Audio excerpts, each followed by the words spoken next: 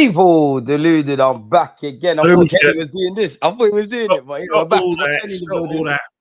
I'll tell you one thing. Two things that have inspired me and put me in a really good mood for this podcast. Something came on my YouTube, like BT Sport. It just showed Eberic Chieze, who is his mate, the comedian Mentor, and it was an old video, way before he joined Arsenal. Obviously, it was when he just first joined. He is under 40. Way before he joined Arsenal. It was just during lockdown. It just showed him his journey, and I thought, I'm in a good mood. And then the next video that came after it was Thierry Henry, and it's a case where I know a lot of Arsenal fans got a great respect for all my fellow Gooners. When I talk about Dennis Bergkamp, I just seen a litany of players and managers saying that Thierry Henry's the best player that's ever graced the Premiership. Michael Owen, Wayne Rooney, Jamie Carragher, Gary Neville, Cesc Fabregas, and it just makes me think, like, one, Eze is a player I've always wanted, and I'm glad he's there, but it just makes me sort of weep to a certain extent when I think, am I ever going to see football that great again? I mean, I feel like I'm a lucky one. I think, that discussion we had last week when we were talking about how I've got to see the great players from the 80s, 90s, 20s, and I'm getting seeing good players now. But, segueing into what we're going to get this in terms of playing at Anfield in this season, I'll kill to include some of the current players into that legendary status of some of their players. But at the moment I can't do it. But I'm so wishing that we replicate what I've been seeing with Thierry Henry. Create some history and some memories, man. And you know what, Kenny, that's a good segue into, because obviously big up Dan.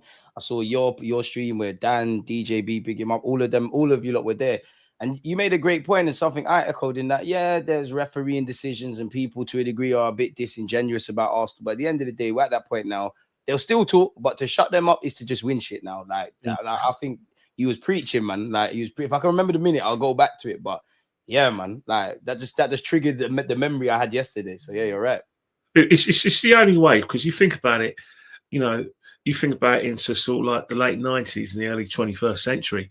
I was on a show with, I was talking to Aaron and DJB, and Aaron calculated that under Arsene Wenger's reign, we had about 130 sending-offs. 137 offs. But the media used to bash us about that. But we went and won trophies. We showed up by winning trophies. Anyways. And I think, George Graham as well, they're talking about, boring Arsenal. We went and shut them out. And I think when you talk about, the situation when you criticise some ex-players, you criticise managers and the current players who think, I don't think Arsenal are going to win. We're, like I said, tipping Liverpool. The best way to silence the doubters is win big trophies. That's the only thing you can do, because once you win, nothing can be taken away from you. There's no ifs or buts or blah blah, and that's why I'm very much biased towards winning the Premier League, because of the, you've got 38 disciplines, 38 matches against different opponents who you play twice, but times where you get tested, it's the test. It's like Test cricket, the test of your whole ability, test of your mentality. Test of your ability to, crush teams when they need to be crushed, or win when you. The job done when you've been rubbish, man. Like Liverpool in their last 2 games, 6 points. Yeah, but they still got 6 points. We're about now. We're writing them off. Which we're entitled to do, because we only conceded 2 goals. But that's the beauty of the Premier League, is that anything can happen there. We know what we've got to do, and they know what they got to do. Simple as that. Like, we know what we've got to do. Like, the rebuild's done. We've had a very good summer. And that's where I want to kick off, actually, man, because I'm going to ask you more specifically about Hincapie and Man United and Liverpool and all those kind of stuff, But you called this guy back post Berta. What about Eze's back post? We know what. Berta, we trust Kenny, man. He's changing. Well, he's, what's happened? One thing you know about this guy, he's a very ruthless human being when it comes to sort of like plotting these signings and getting there. I know, obviously, from what I was told, that Spurs can only got themselves to blame because they were caught in him in April 2024. Now, I don't know whether Arsenal were involved during that period. We do know that Arsenal were involved probably in the summer of May, June, with Ryan and Eze, but Spurs had the head start on him, and they cocked it up because all they're thinking about is penny pinching. And maybe hindsight is 2020. The guy was thinking, you know what? Yeah, it's a good opportunity to go to Spurs, bigger club than Crystal Palace. But on Arsenal, Nah, they ain't. Yeah, but because when you hear interviews with Mick Arteta and you gauge Eze as well, it's like, well, why ain't Arsenal coming for me? And then we now know that when Spurs had a concrete offer, he accepted concrete terms. He basically phoned Mick Arteta and said, look, hang on here, what's going on? Blow them out of the water. They want me. Do you still want me? So thank the Lord, someone said yes. Definitely. I don't think anyone was wrong about what they had to say. That Spurs had a concrete offer and that he agreed terms and that Arsenal were interested in him. We're all right in one way and another. However, and I say however, the fact is that Kai Havertz's situation kind of made Arsenal having to, like I said, pull it all out the guns. Do you really think that though, Kenny, man? Because I think it's a bit coincidental because they said August the 10th is when we started putting deals into place for us. Yeah, definitely. But Spurs were there as well. August, don't get me wrong, Berta was at the Charity Shield. When he was getting his medal, he's coming down one of the 107 steps. He was, it's all over YouTube and social media. He was asked a question. He had that kind of cheeky wink, which we almost. So he didn't deny it. He didn't confirm it. But at the end of the day, Bert's done a fantastic job. I think. I mean, he's if we get another player, and he's spending north of nearly 300 million quid. I don't know what the situation is regarding that. But I'll tell you one thing now. He's given us what we want in terms of fans, getting players in, spending big money. However, he's got to now do what's best for the club. And what's best for the club is to balance the books out.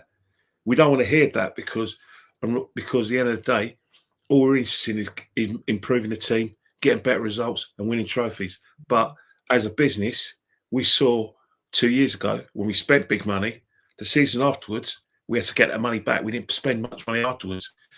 We don't want to be in a situation like if we win the league and we want to sort of like I said, make our squad even better and we need to improve on the left-hand side in another position, that we can't do that because we spent all the money this year. We need to flog people. And we have to, make player sales, make sacrifices. I'm still hearing rumours about Gabriel Martinelli. They're not going away. Reece Nelson seems to be... He's in talks with Palace, apparently. Yeah, so that seems to be concrete. But we've got about 5 days to go. You never know, but Martinelli was left on the bench. Max Dalman and that came on before him. Yeah, but that should be. Yeah. Are we drawing too much into it, or that? Yeah, because of what Martinelli's been, is that his role now? Like you get your games where you can. I think from a footballing point of view, the game was won at 4-0. So when the game's won at 4-0, when obviously we had to make necessary substitutions because Saka went down. Odegaard went down, so we had to make necessary substitutions. But when the game was won at 4-0, you can say to them, well, I know what Martinelli can do, but I want to see, Max Dalman.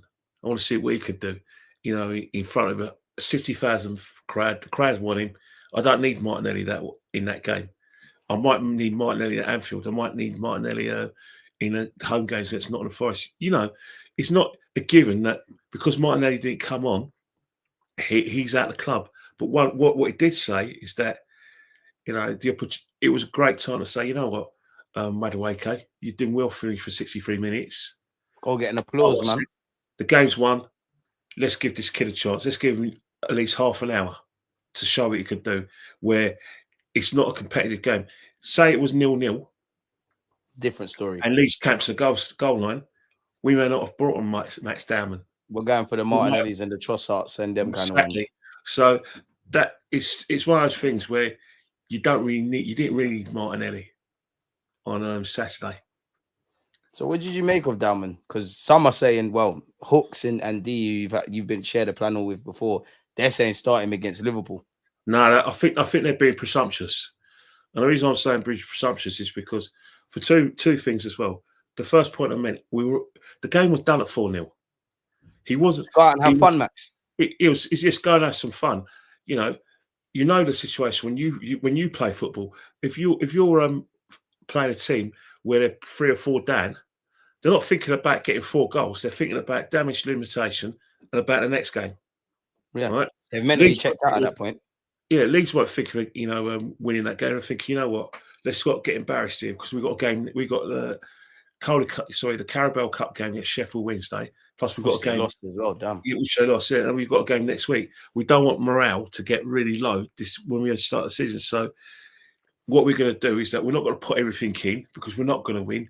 That gives Matt Dalman enough time to enjoy themselves. But another thing as well, going on Matt Dalman, is that when you talk about him and you get excited, you forget what Timber did. Timber's the man of match.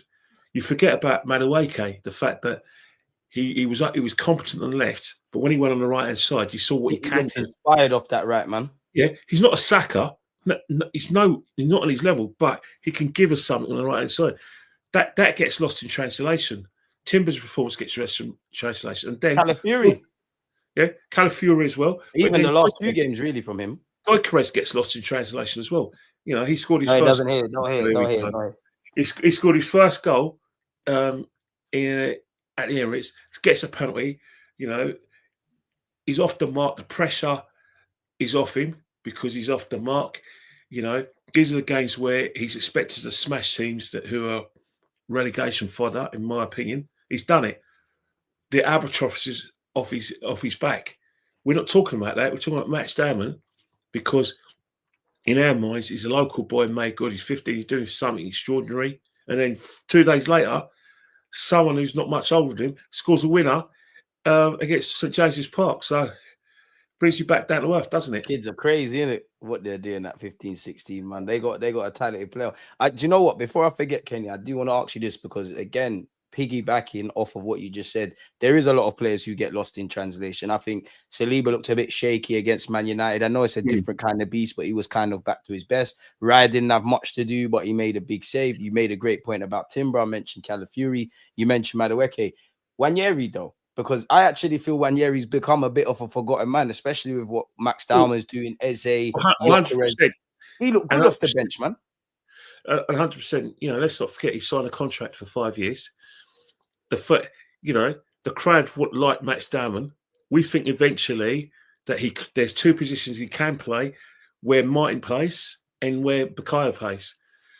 But the first port of call was to get our good friend and Wanyeri in that position. And all intents and purposes, the game was won as well.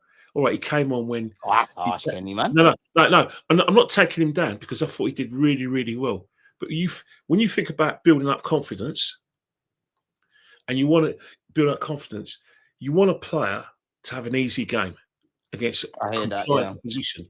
Like Nats Dalman comes in, 4-0, we're 4-0 up. Leeds are compliant because they're already thinking about the next couple of games. That's when you bring him in. We were in complete control when Yeri came on. It's a case where putting his hand up, because guess what?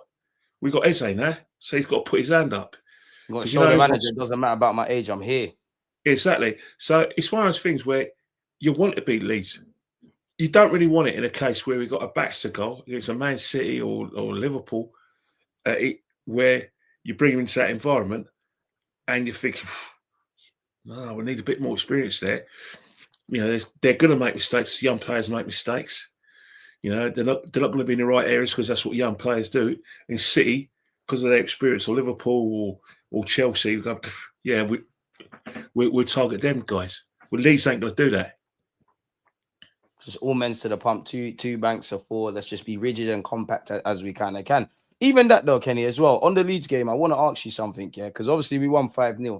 I do feel I am being a bit harsh on one hand, but on the other hand, I'm not, Kenny. And what I mean by that is, I'm very, as you know, me and you speak all the time. I'm very critical about our chance creation and moving the ball quicker and all that kind of stuff in the final third. And people have been crying about us scoring goals. We've got 90, 100 goals the last few years, right? And as I said, we did score 5 goals, so I don't really have a leg to stand on. But I do feel not that we didn't earn it, not to say anything negative about it, but it feels like I'm exaggerating a bit, but it feels like first 20 minutes we probably could have got 5. I know we struck from a corner. I still think the issues are there. Like, do you agree? Do you disagree? Oh, like, yeah, are they still there? They're still going to be there because, you know, Arsenal, whenever they play, there's always this kind of like, there's a window where you kind of know how the game's going to score. If Arsenal score within that 20 to 30-minute window, you think, you know what, it could go our way. We could win comfortably here. Obviously, if the opposition gives us a lot of space. But you're right. Creativity is an issue. But when you sign players like Eze and you sign really more attacking players, you know the manager's got options now. Now, before, people may have said I was really unreasonable because I was we haven't got the players to play the way I want to play because there's not we can only rely on 2 players for creativity. Now you can't say that now, and it's not just Eze. You know, we think Madueke is going to play a lot of games. We liked what we saw on the right hand side. We saw that it could be progress on the left hand side as well. So that's a different kind of creativity. You know, if you speak to a lot of fans, some fans have basically like thrown a towel in when it comes to Trossard and Martinelli. There's fans that I was on the show yesterday have basically looked at the fact that Eze's at the club, looked at the fact that we've got Madueke to a lesser extent. I don't want those 2 in the team no more. No, I'm not. I would say I agree with it, but not that far. I think that's what we were getting in the chat yesterday. They didn't want to see him, and I think what they were saying, and they didn't get there, but they'll get there eventually. Is that the guy's got no excuse to, you know, to play different ways. Of course, he's going to go to his staple diet, which is the way he played last season. However, you've got all the ingredients. Make some different meals now. Exactly. If the sort of game or the opposition allows us to be more on the front foot, he's got the players now. He has got the players. He hasn't got quite the pace on the left hand side of as Martinelli, but what he has got is the accuracy of crossing, the better kind of final ball, and if he wants, by the way, he's a lot more of a thinkers footballer than Nelly. If I'm honest, he must play on the left hand side, which I think he could play in a more central role. At least you know he can make something happen. You think Eze's a better player than Martinelli. People may think that Madueke is not a better player than Martinelli because they play on different sides of the pitch, and because, you know, for some fans, Martinelli's still got credit in the bank.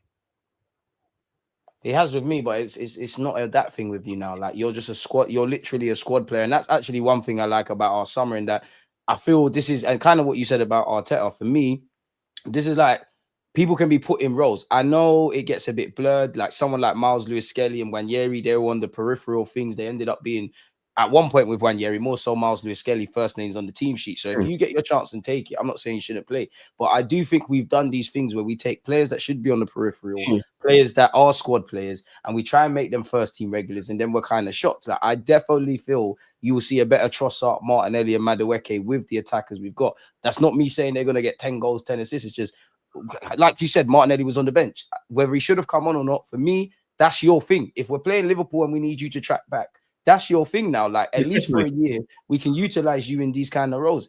Like, I agree with the comment you made in that Trossard, Martinelli, in terms of being a starting left winger, it's a myth. Like, you're not going to be, it's not that you're bad players. It's just, we keep saying the same things. So until we see something differently, if we see something differently, we have to try something else. This is why, for me, and we'll get onto Eze in a bit, I don't really care if Eze's playing off the left or in a 10 or whatever. Like, I need that. And with Eze signing, obviously, we'll get onto Hincapie, and obviously what we're doing with Calafiori, like, it just felt like we're a lot less left-hand sided, at least where the Leeds game was. I think we look better down the right, but down the left, apologies. When Madueke went to the right, I saw a bit more of like the showmanship. He was less basic. But again, he's able to do that because, one, he's got that ability. But the most important thing as well, if you're going to show your skills, there's no better opportunity to do it against a team that's on its knees, that's dead. You know what I mean? He went. Damon comes on, game's already won. Damon comes on, game's already won. Madueke, Saka gets injured. Game, what was it? We were 3-0 up when Saka got injured. Game's already done, so it gives him that kind of opportunity. And then, when he thinks right, I might need him for other games, he can take him off and said, right, let Max out and go and enjoy themselves. But you mentioned Miles Lewis-Skelly. A lot of people are saying that he's got a future in the midfield. I do disagree with that, because I think that there's an opportunity to do what Ashley Cole did in terms of like turning your own into a top left back, because we haven't actually got genuine left backs at the club. But if you say like put him in midfield at this moment of time, you hear that. But can you see a place in him in this midfield? Not simply put, Miles Lewis-Skelly, you're not. I know there's rotation, all that kind of stuff, folks, in the chat. Smash the like button, but you've got Rice and Zubimendi in it, so it's a myth. I said this earlier today, Kenny. Like, if he didn't whether he's a left back or not, if he didn't grab that opportunity, you don't get called up for England. You don't play how many games you play. Exactly, yeah. You're not in the first team like that. But you really think he can't? Because could you argue, like, obviously we know seniority and all that stuff, and we know Rice and Zubimendi is going to be our pivot, yeah. Could you make a case that because he's left-footed, definitely where Rice plays, I'm not even saying drop Rice, there's an avenue there to be utilised? Because surely he's a better option than a fit Kai Havertz for them. He's young, but you've got to remember, Rice is. I think he's under 24. He's under 25. Rice, I think he must be about 25, 26 now. Declan Rice. Yeah, he's going to be there for a good few years, isn't he? No, he's going to be here forever. Well, a good few years. 27 in January. You never know. There could be injuries, he might. Certain players might get sold, but I still think that Calafiori has done nothing wrong in the 2 games that he's played. That's his spot to lose. So it's actually a spot to lose. Mind you, against Man United, the diagonal ball. But I think that any like modern fullback, if you play the diagonal ball, it's gonna hurt you anyway, because it doesn't matter how good you are. Do you remember City away last year as well, Kenny? Like that happened with Calafiori. I think when Savinho bagged. That's the one thing. That's it. Remember, that's right. He set up the goal for Haaland, isn't it? And it kind of came on his side. But I think with Miles Lewis-Skelly, I don't worry about him as such. I just say to him, be ready. Be ready, bro. Be ready, because there is one of the reasons why Berta deserves a pat on the back is because you look at the squad, numbers-wise, it caters for injuries. Well, who the hell's going to be on the bench when people are fit? Obviously, people are going to get sold, but this is what we wanted. Strong bench, isn't it? You've got a strong bench, but what you do know, the manager doesn't have any excuses to play 50% fit players, or I'll be generous, 70% fit players, when he's got adequate replacements to come play. There's no excuse to running, your Sakas and your Havertz into the ground. No matter how much you're married to your system, you now got like personnel. Another thing as well, you don't have to play the same way with that personnel. You can actually mix it play up a different way and give the opposition more to think about. So, Arsenal fans, in terms of what we have, you can never judge a window until the end of the season. However, one thing you would like, if you're an Arsenal fan, is the fact that for the first time in years, we've actually not only spent money, but we've actually spent money on quality players. And they told us sell to buy, and we brought in Eze. Like you said there, Kenny, quality. Me and you have spoken. You know what I feel about Zubimendi. I call him Zubimendinho. He's sick. Norgard, when I think you're injured, but you can step in when there's a place, which goes back to what you were saying about Lewis-Skelly. Madueke, I think the Eze signing is the best thing for you, because I think you are a squad rotationary option. Naturally, if we didn't have Eze, everyone's going to be looking at you as the star. So I think that helps you. Mascara, I like him. I'm very bullish about that. Yeah. I don't need to tell anyone about Gyökeres and Eze. They're the poster boys of our summer window, and they always give us a great attacking options. I do want to ask you something though, Kenny, man. Like, Arteta, whether it's been via design, because there has been occasions he hasn't had a big squad, but he's had multiple players to choose from, and he's picking kind of the same players. Equally, like last year, whatever people have to say, at one point, you had to use rightly or wrongly, you had to use what's available. But as me and you just said there, yeah, he's got no excuse to mix and blend and not run people into the ground. For someone that might be rigid or used to using the same kind of 11, yeah, if you've gone into a different world, like you've got, I'm exaggerating, but a million players to choose from, could that be a concern? Because sometimes too much options is a madness. I don't know. I think Mick Arteta, if you look at last season, the first two things you noticed, apart from the fact we didn't play well, was obviously indiscipline, injuries, long term in some cases. So he needs a squad. He needs a bigger squad. So this squad, obviously, it's got better quality, but it caters for injuries because let's get it right. The Champions League format is a punitive format. It's not like the easy, happy-go-lucky, easy street group stages that we had. Every game's a final, essentially.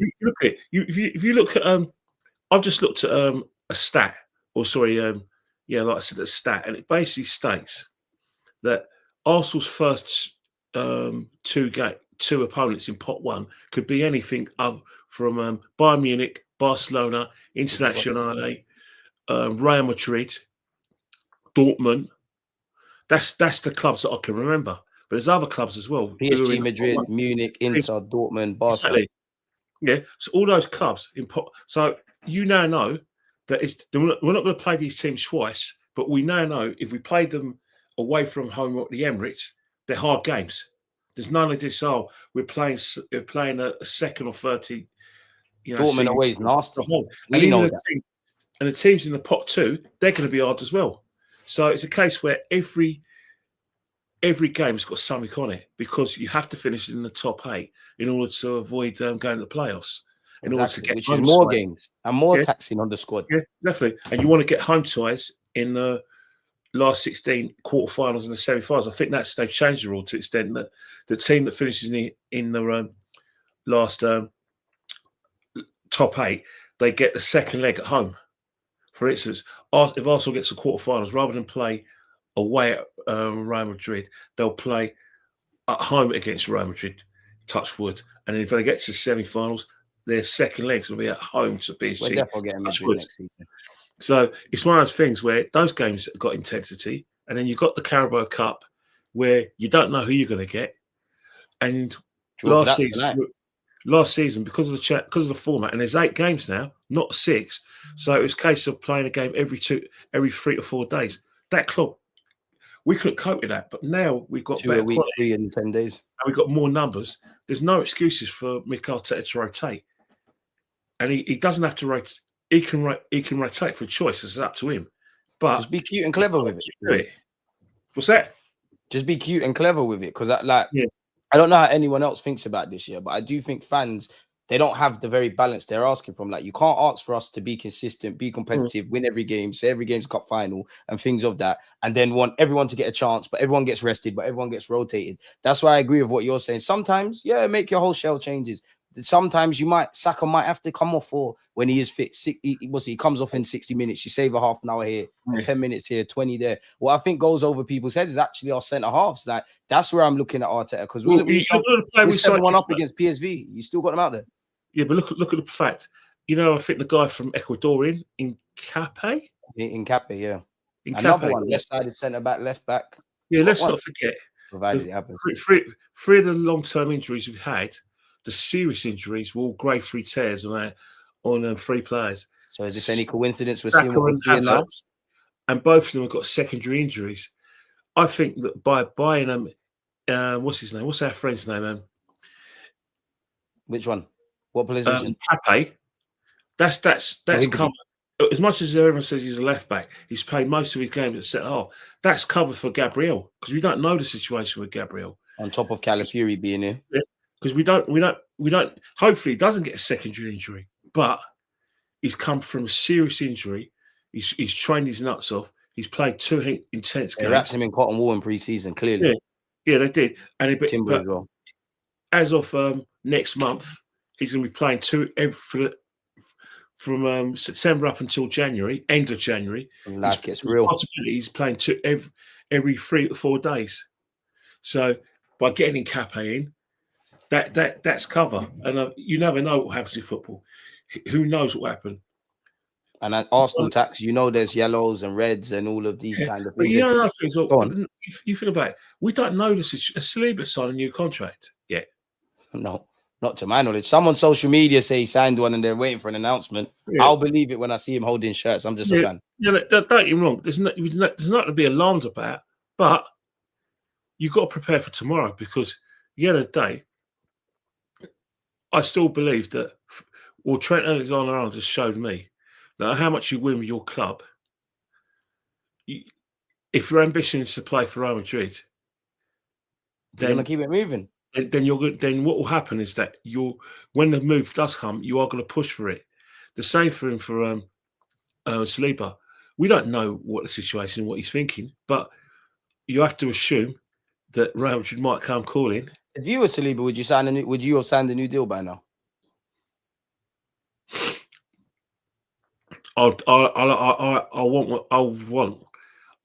ask the club what Saka and Odegaard getting, and then I'll take it from there. No, I would, because if you think about it, they don't want him to go.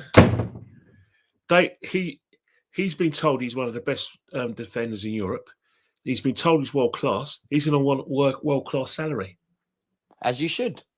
And Arsenal will want to get him on a long term deal as well, because they know that he may be tempted by Real Madrid. So they're going to say 6-7 years, put a clause in, and say Real Madrid, right?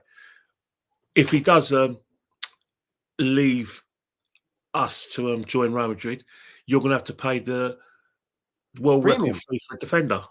I think he needs to go. When he does go, and he does go to Madrid, in an ideal world, we've won the champs in the Prem. When he does go, that needs to be Arsenal's record. And I know we ain't sold many guys for much money. That's the record exit. But again, that all depends on whether he signs a new contract or not. We're at his mercy. He lets it run down, and Real Madrid comes sniffing around, and then say he's in the last year of his contract, he gets to December now, and Real Madrid, say, right, 10 million for you. Here's 10 million. They did it to Trent, didn't they? They did it to Trent. They did it to Trent. They did it to Trent. But that's what I wanted to all right, let's jump a year ahead, because I think he's contracted until 2027, and base everything that you said, everybody's with. But you know what it is? It's 2027. It's 2026 in January. That's what I was going to ask you. Like, this time next year, if he ain't signed a new deal, are you pulling the trigger and saying, you know what, you got to go now? Because the next step is him leaving for free. Well, it depends on the situation. Depends how talks are going. Depends if the dialogue's there with his agent and the club. If the guy's refusing, sign a new contract, and he's saying, well, no, I'm not sure, and he comes out and says, look, Real Madrid, I would like to go to Real Madrid, then obviously the club got to make a decision, just like they did with, a situation with Trent. You have to understand this, that nowadays a lot of players don't want to get tied in. The younger players, all day long, they say, I'll sign for 6 years. They're easily influenced. But if you look at the older players, they're not like that. Look at what happened with Liverpool. You had 3 players. They were who, looked at their age. Obviously, Trent's younger.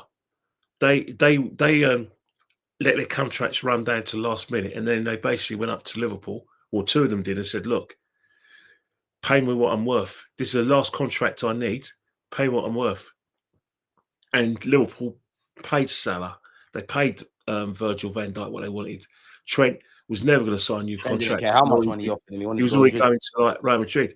And the older players, you were seeing a trend where clubs get slagged off because players are letting their contracts run down. But I don't think it's the club's fault. They told us about this. It's going to happen. Yeah, it's not necessarily going to be the club's fault, because the player's going to think, well, you know what? I don't want to be tied in for 6 years, because if Real Madrid do come in for me, or Barcelona comes in for me, and you start saying, oh, yeah, pay £200 million for me, my dream move's done. You know what I mean?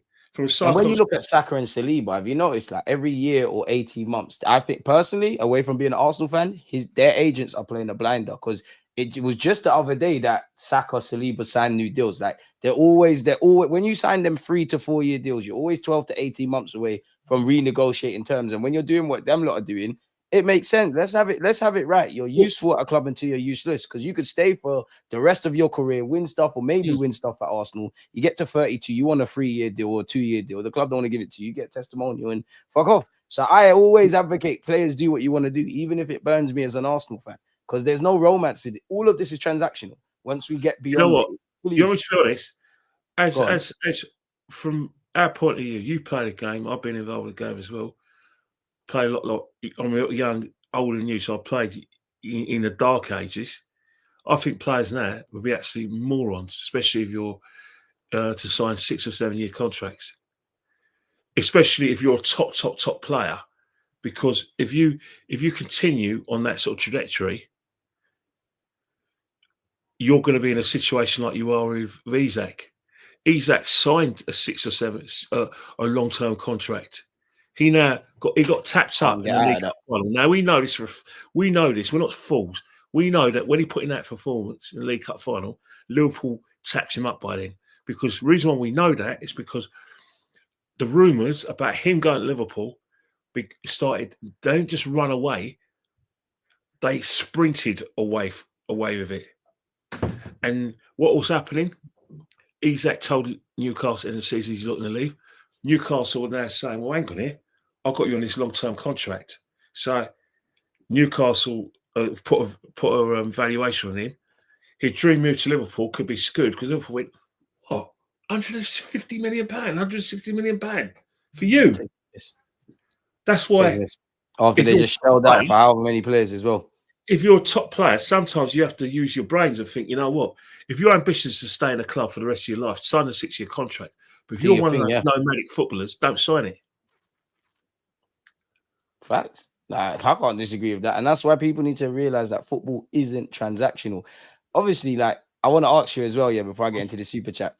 Kenny, surely you can't call this man on screen back post Berta anymore, man. Like, well, I did. I call it open and goal. Open goal. And it's actually deserved, because you think about it. Arsenal needed the number 2. He went and got the number 2, the most logical number 2 out there. Someone who's played in the Premier League, played at the international level, played in the Champions League. Someone who is a long-term number 2, international as well. Common sense says you go and get Kepa Arrizabalaga, because in a lot of people's eyes, not so much fans' eyes, but within football, he is still capable of being a top goalkeeper, but he's a top number 2. Norgard, Declan Rice is basically playing as though he's got one of his toes chopped off because he's injured. We've missed the physicality of Thomas Partey, and that's factual. Get this guy in, 31. He probably ain't going to play that many games, but Brentford are not going to be involved in the Champions League. They're not going to be involved in any sort of maybe an FA Cup campaign or League Cup campaign. They got to a semi-final 4 years ago, but all intents and purposes, this is a sweeter gig than Brentford. So that's an open goal, isn't it? That's an open goal. Then you look at Madueke. The situation is that young, he's under 25, play for England, full level. His experience of playing in big European games. I don't think he quite played I don't think he quite played the Champions League. I think for PSV. PSV playing the Champions League we've definitely played UEFA Cup against us, and then obviously you've got his German footballing experience. So Chelsea have offered the guy to Arsenal. Berta's think, you know what? Yeah, this is a guy where Saka has been injured, right hand side. He could play the left as well because we've seen it. That's an open goal signing, isn't it? Mendy fell into his hands. Gyökeres. Again, come on, he pivoted for Gyökeres, man. No, I think don't get me wrong, and I'm not putting it down, but we all know that the manager's primary target was Benjamin Šeško, and that's nothing. That's not digging at Gyökeres or digging at Berta. It's just what happened. It's reality what happened. So he's looked at it. He said, right, Arsenal fans want a striker. That, Arsenal fans like yourself said, right, the reason why we didn't win the league in 2023-24, even though we scored more goals than one key reason we never had a striker, is that despite the fact we scored 90 goals, we didn't have Erling Haaland. And we When had it Erling mattered and we needed plus goals, we those didn't have 93 any. goals, we win the league. 23, 20, 25, 24, 25. The situation hasn't changed. He's thinking, right, this guy has got a high ceiling, but this guy has scored 100 or something, 90, 100 or something goals in the 2 or 3 years. Get him in. And that's it. The Eze one was the opportunism. Oh, come on, man. I'm not saying I mean, he wanted to join us, but come on, man. This is unprecedented. What I mean by opportunism is that you've been here since March, Kenny. This is a madness. Yeah. The reason why I say it's opportunism and good opportunism is because one thing we had in our favour, the guy was waiting for Arsenal. He was dying for us, yeah. He was waiting for Arsenal. Yeah, Spurs had the keys, in terms of like where, first team football, the contract, kind of agreement. But you think about it, we now know that Parish has got a good relationship with Lewis, isn't it? And then that's where Berta comes in. But he's done a fantastic job. Really, really good job. You have to impress as well with the fact that he paid off Tomiyasu. And then as much as some of us are Thomas Partey fans, footballing wise, right? Because you have to emphasize football. You have to emphasize that now. The fact is, he said, well, no, you're in your 30s.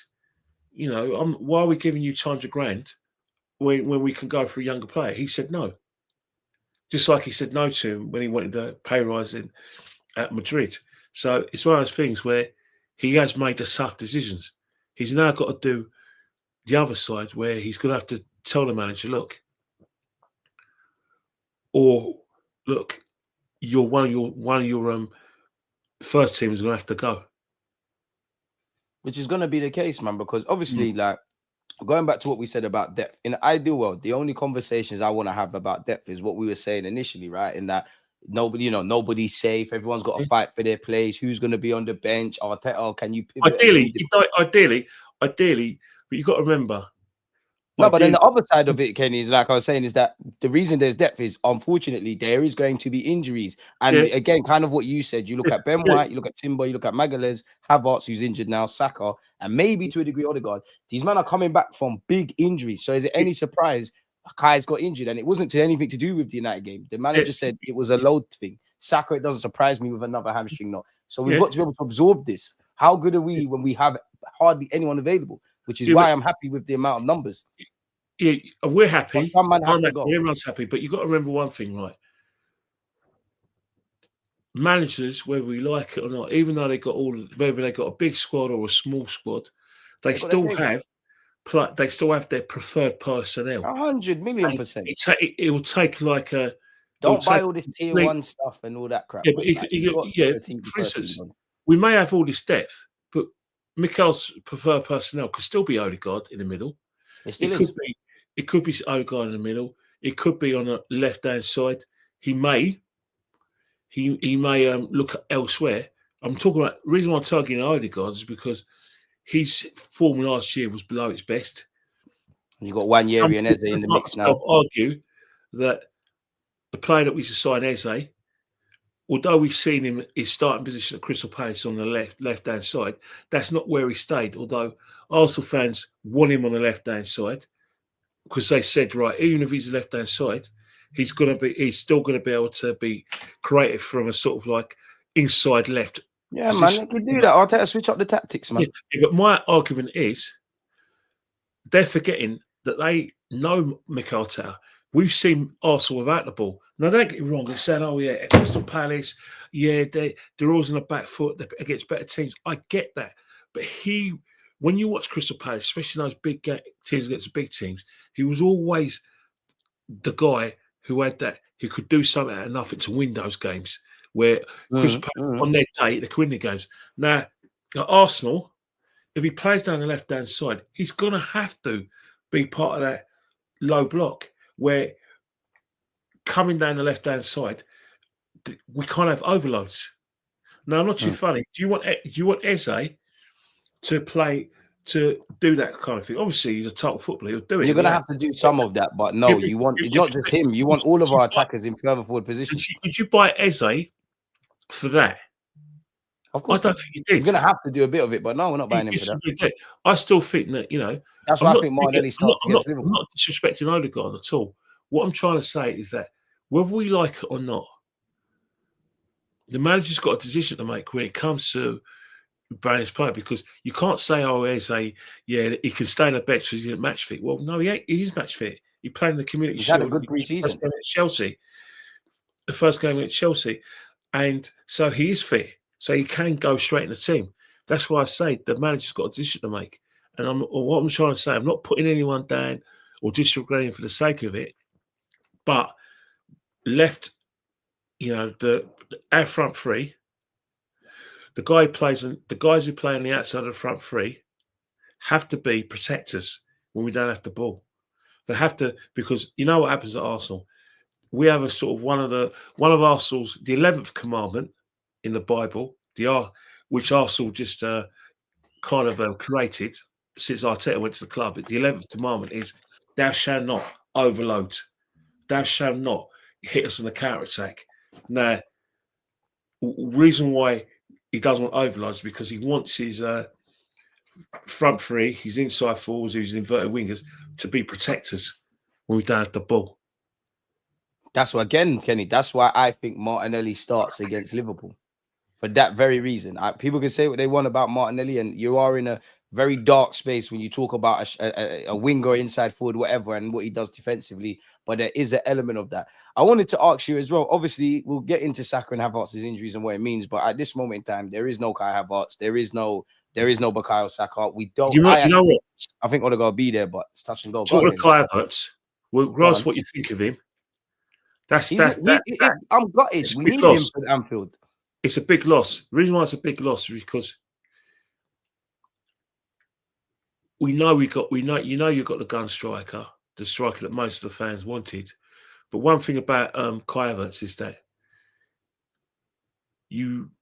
there's going to be a game where, like it or not, where you're going to think, every Arsenal fan's going to think that. Some will admit it, some won't. You think, you know what? Yeah, we could have done with Kai there. That's what I mean. When it's them ugly kind of matches, there's a role for Kai. I actually think there's a role for Jesus. And you know what it is? You don't. There's something about Kai that is effective when it all comes off. We tend to remember Man United at home in the FA Cup, and we remember the sort of chances, the silly chances, and then we see the goal he scored in pre-season. We think, yeah, that's what Kai can give you. Or even Brighton at home last year. I couldn't believe he chipped the keeper. Yeah, and that's the thing. Kai still is going to give us a lot of options. You know, you can't rule out, if Kai was fit, you can't necessarily rule out him not starting matches because of the fact. He's another one you could throw into the Odegaard debate, whether we like it or not. Him, Wanyeri, Eze, the gaffer's got a decision. Yeah, so he's got a lot of decisions to make. You know, at the moment, you know, certain players who come into this squad, especially new players, are going to pick themselves. But when everyone's fit, there's going to be some like decisions the managers have to say. As I say, in sort of my Andover Estate sort of terms, or like the sort of things we say in Moray and the Duke of Edinburgh in Fountain Road and Murray Road, show us your nuts, put your nuts on the table, because he's going to have to do that when it comes to that sort of decision. Because, you know, you're right. Sometimes it's not a gift for the manager to have tactical headaches, because some managers need to know who they're going to play, and boom, boom, he does this for me and does that. However, if Arsenal want to win the league, we have to be able to play not one style of play. We have to be able to be adaptable. You know what I mean? And I don't mean from your position and put the best personnel provided everyone's fit to do this. Yeah, because you look at Arsenal, the way we're built, of course, we're going to be adaptable. If it's going to call for Arsenal to put men behind the ball and try and nick a point or nick a win, we're probably the best at doing that. But we've shown we can do that. We did that in the first game of the season. Yeah, from an attacking point of view, that's where we need to see some sort of variety. Exactly. So then, Kenny, like, obviously jumping ahead to Liverpool, who starts? Like, your ideal? What's your ideal front three, and then what do you think the gaff will go with? Well, that's the thing. You have to be realistic and talk about injured players. So obviously, you go for the back four. because we want to do this all, like I said, chronologically, or like I said, numerically. Goalkeeper Raya, towards the end of the day, makes important saves when he's required. Can't knock him. He's quietly become one of the best goalkeepers in the league. Quietly. No, I don't care about Ramsdale anymore. Yeah, well, I could have told him that 2 years ago, but they weren't listening, and I respect that. But you Arsenal fans know that there's a kind of night and day kind of attributes when it comes to both goalkeepers. There's He's a no level way. above him. Admittedly, I couldn't. I understood the Raya one, but I thought there was a bit neck and neck as time's gone on. Raya's clear. Like Raya's several brackets above him. And I think it's not because Ramsdale spent quite a bit of time on the bench. It's because Ramsdale, even into Ramsdale's best and Raya's best, it's like light and that. day, man. Light and day. It's night and day. But yeah, right back, Timber's done nothing wrong. And obviously, I think Benjamin White's, I don't know if he's struggling still with something, man. He's struggling with injury, so that we could say anyway. But Timber, he's got an opportunity to be one of the best right backs in Europe if he wants to be. He's that already, man. He's up. He's close. But I think what's happened is that definitely one of the best in the league. Sometimes when we attack, we think, if Ben White was why do you guys keep saying this? No, but you can't blame him for saying that, though. I don't say it, but the fact is, but what does White do better than Timber in the final third? Yeah, but because he overlaps. I'm not even knocking Ben White. Love him to bits, but I just find it a bit mad. I hear you saying, but what the fans like, they like the fact that they love the overlap. They love the fact that it takes a man with him, but what now? It takes a man with him. Don't get me wrong, Timber could do that, but but when we were at our best, especially in 2023, 24, towards the end of that season, and most of the 22-23 season, that's when what Benjamin White was giving us, Timber gives us something different. But that's what Calafiori's going to play at left back. He hasn't done anything. Would you go with Calafiori or Miles Lewis-Skelly though? Because some are saying Miles Lewis-Skelly's a bit more focused against the Salah. Calafiori ain't put a foot wrong. Yeah, I hear what you're saying. But you have to go. The problem with Miles Lewis-Skelly is that we'll be targeting Liverpool because we conceded 4 goals in 2 games. We'll be targeting Konate to a certain extent. Well, if Miles Lewis-Skelly plays, Liverpool will just target him on 2 points. One, when he tries to get in half turn, he has been robbed a few times. He has created mistakes. And 2, discipline. When he loses his player, he will give. He is. Especially in this sort of like pressure cooker at Anfield, where Liverpool don't want to lose to us because psychologically, if we beat them, psychologically they're going to think Anfield, ending the curse. We've ended the curse. They probably think, you know what, they're the new favourites, so they'll be targeting him from that point of view as a way of looking at him as a weakness. Now he's he's going to be a fantastic player, but Calafiori on form. On a sort of not so much form, but basically because that could apply to Calafiori as well. To be fair, yeah. So you look at the midfield. Would Odegaard play? If Odegaard's, that's what I said at the start. Odegaard's fit. We both know Odegaard is playing. Yeah, but the thing is, right? If Odegaard's 100% fit, he plays. Yeah, Odegaard, Rice, Zubimendi. Then you look at the right hand side. That's going to be you've got to play Madueke there. Left hand side. I think he goes Martinelli. You see, that's the thing. It depends on the situation. I do want Eze to start though. Martinelli could start,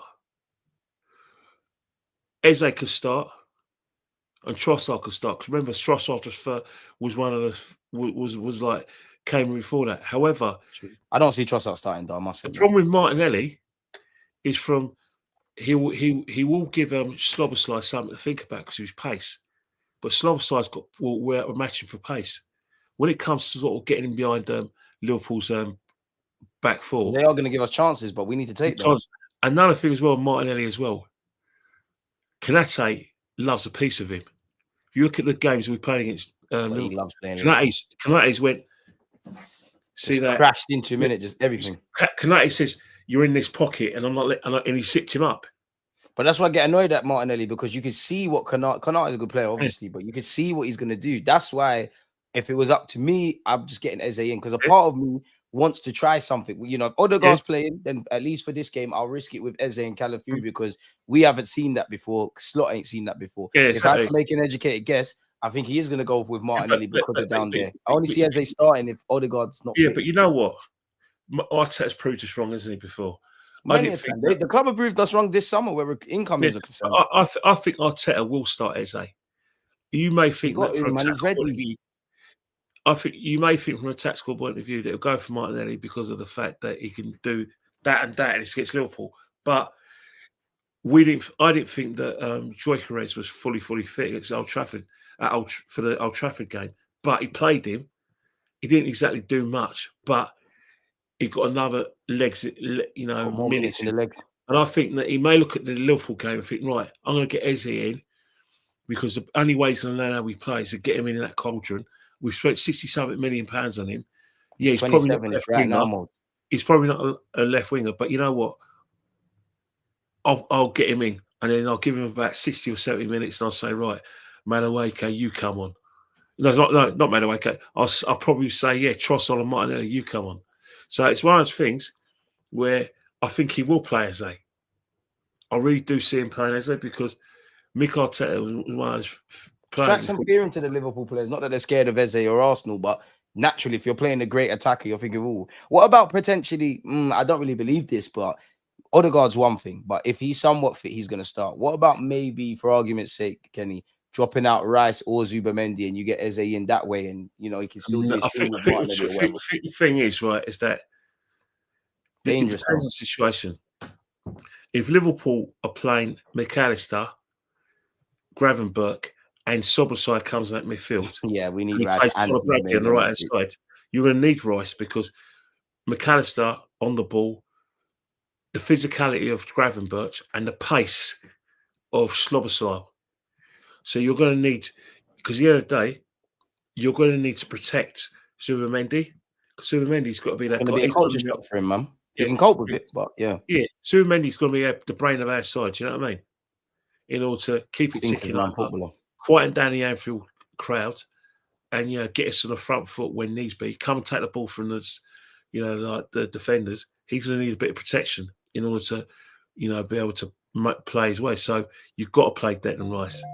If he's injured, of course you don't play him, but you've got to play Declan Rice. So you can't really experiment there.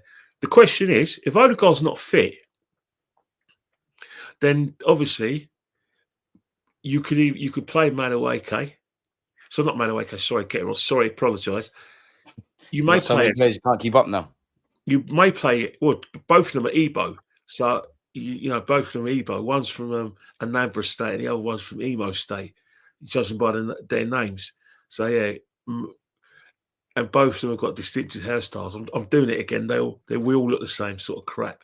But anyway, if Odegaard's injured and he's not fit, do you play another Ebo guy, Wanyeri, in that big game at Anfield? Do you play Eze, make his debut there? Because myself thinks he's a number 10. Big questions, isn't it? Eze, what do you do? Eze. What do you do? Rice, Zubamendi, Eze. Sorted. Yeah. You got your Madueke on the right. You go with your Martinelli. You do what you need to do. Beyond that, Gyökeres is up front. Yeah, but it's no slight on Wanyeri. If Wanyeri starts, he's got my full support. But as much as I want to give the young players an opportunity and all of those things, it is a 6-pointer. Obviously, if we win, we might be more bullish about the league. It doesn't mean we're going to win it. Obviously, if we lose, people are going to be a bit down and thought that's where we lose. It doesn't mean we're necessarily not going to win the league. But I think these games, you want to lean on those kind of as we all know, he's got a history of Arsenal. The man's chomping at the bit. He's experienced. He does well against them. You left that one thing. You left that one thing. What?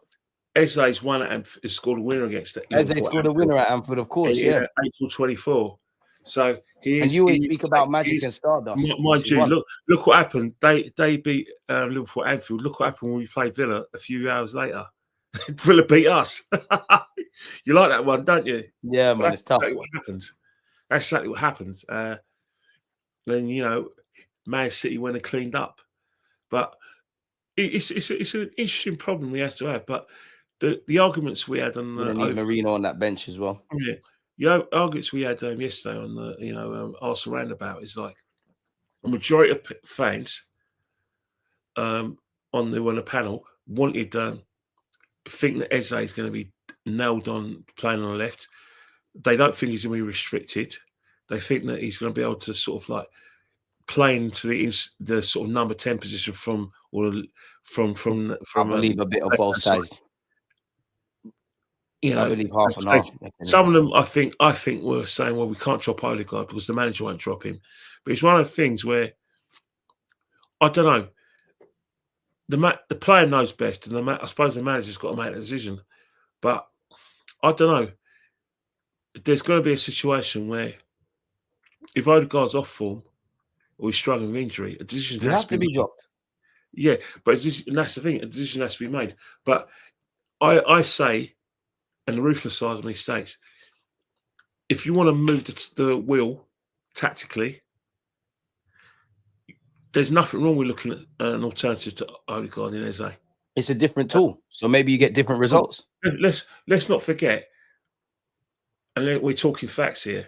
What we tried in the last 3 or 4 years hasn't worked. We haven't been able to get over the line.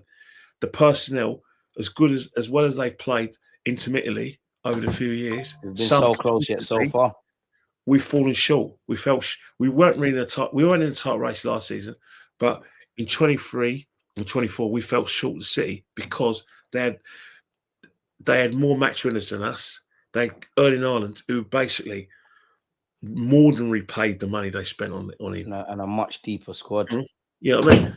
Now a lot of people think that Man City are in transition. That the Tottenham result wasn't a freak result. It just brought Man City back down to Can't be. Spurs have had their number, unfortunately. Yeah, definitely.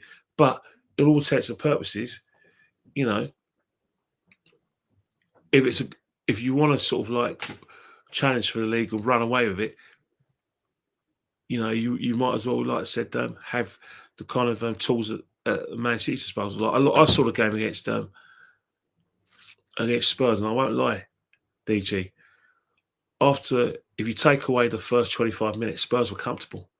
Spurs were comfy. That's why I don't quite think it's a mad masterclass in that. And that's as much as I want to slag off Spurs, it is testament to them and damning on City. One thing I'll give Spurs, because it happened with Lewis Skelly, even though he made a mistake, and it happened with, I think Trafford made the mistake and it ultimately went in. The way Spurs pressed, Thomas Frank's got that in there early. Like, they're going to be better tactically. Have you noticed that the best player on the field was their striker and he didn't even score? But he created the pressure. There's a reason Richarlison's their first striker now, and he's playing out of his skin. Yeah. You think about it, the goalie, both the goals were down to him, down to the pressure he created. Can't knock it, can you? We saw that with Gabriel Jesus when he was, his stock was obviously higher and was in a different kind of realm. And that's what you've got to do today's image. Well, Igal, he still feels that there's space for Jesus in the team. And that's not knocking him. He thinks for a year, I think there is, if he doesn't get sold now. I don't know, man. 2 long-term injuries on his knees. That's a roll. Because think about it, Kenny. Obviously, if everybody's fit, let's exclude specifically Reece Nelson, Lokonga, Fabio Vieira, those kind of ones, and let's just put Zinni's probably gone, but the Jesus's, the Zinni's, Kai Havertz if fit. These men are going to be utilized now. I know what you're saying. You're not wrong, and that's why he needs to go above everything. He's on big wages. Don't know if you're fit. 2 massive injuries. But if we're playing in them, if he's not getting that move in the summer or in January, because let's have it right, no one ain't buying. I hope I'm wrong. No one ain't buying it with these injuries. In January, people probably want to see his fitness. If we're in the latter stages of the Champions League or the must-win games, Jesus is on that bench. Because think about it, it was a year or so ago. We was rating Jesus for what he did against Bayern with all the question marks. I do think for a year, and I actually extend that to Martinelli and Trossard. Don't get it twisted. Trossard, Gabriel Jesus. What's the other one I'm forgetting? My boy, Martinelli. These men can leave because they're not doing what needs to be done. But I think you could be cute with them. That's the thing. The squad has to move on. Even if you look at the great teams in Europe and even in the Premiership or the Football League as it was before, it was always a case of 2 in, 2 out. You have to do something different. You have to make your squad stronger. Even though these guys have been great servants to you, you look at them and say, look, Teams are working us out. We've got to do things different. What was common dominator last year? Teams worked us out last year.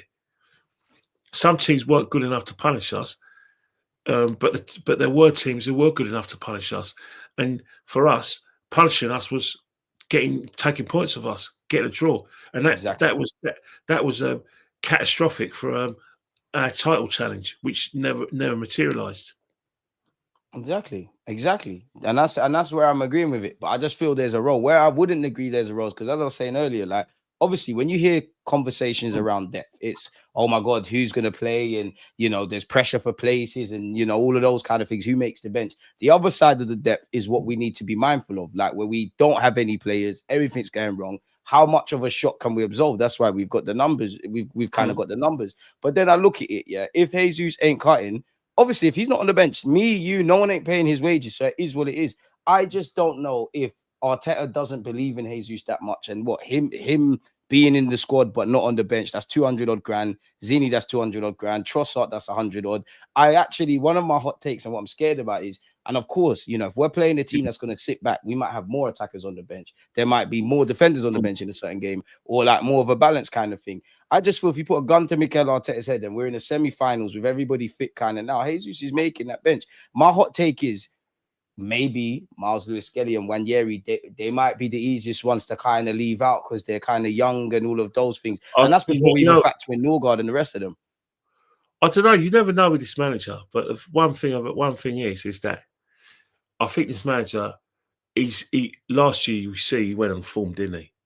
Yeah. When we got to semi-finals, when we got to quarterfinals against Real Madrid and the semi-finals against PSG off the Champions League, Calafiori wasn't exactly. I think he was fit for one of those games. He went with the guy in form. So it depends if they've nailed on the place, if they're in form, they're giving the manager what they want, they'll play. You know what I mean? They need to give the manager a headache.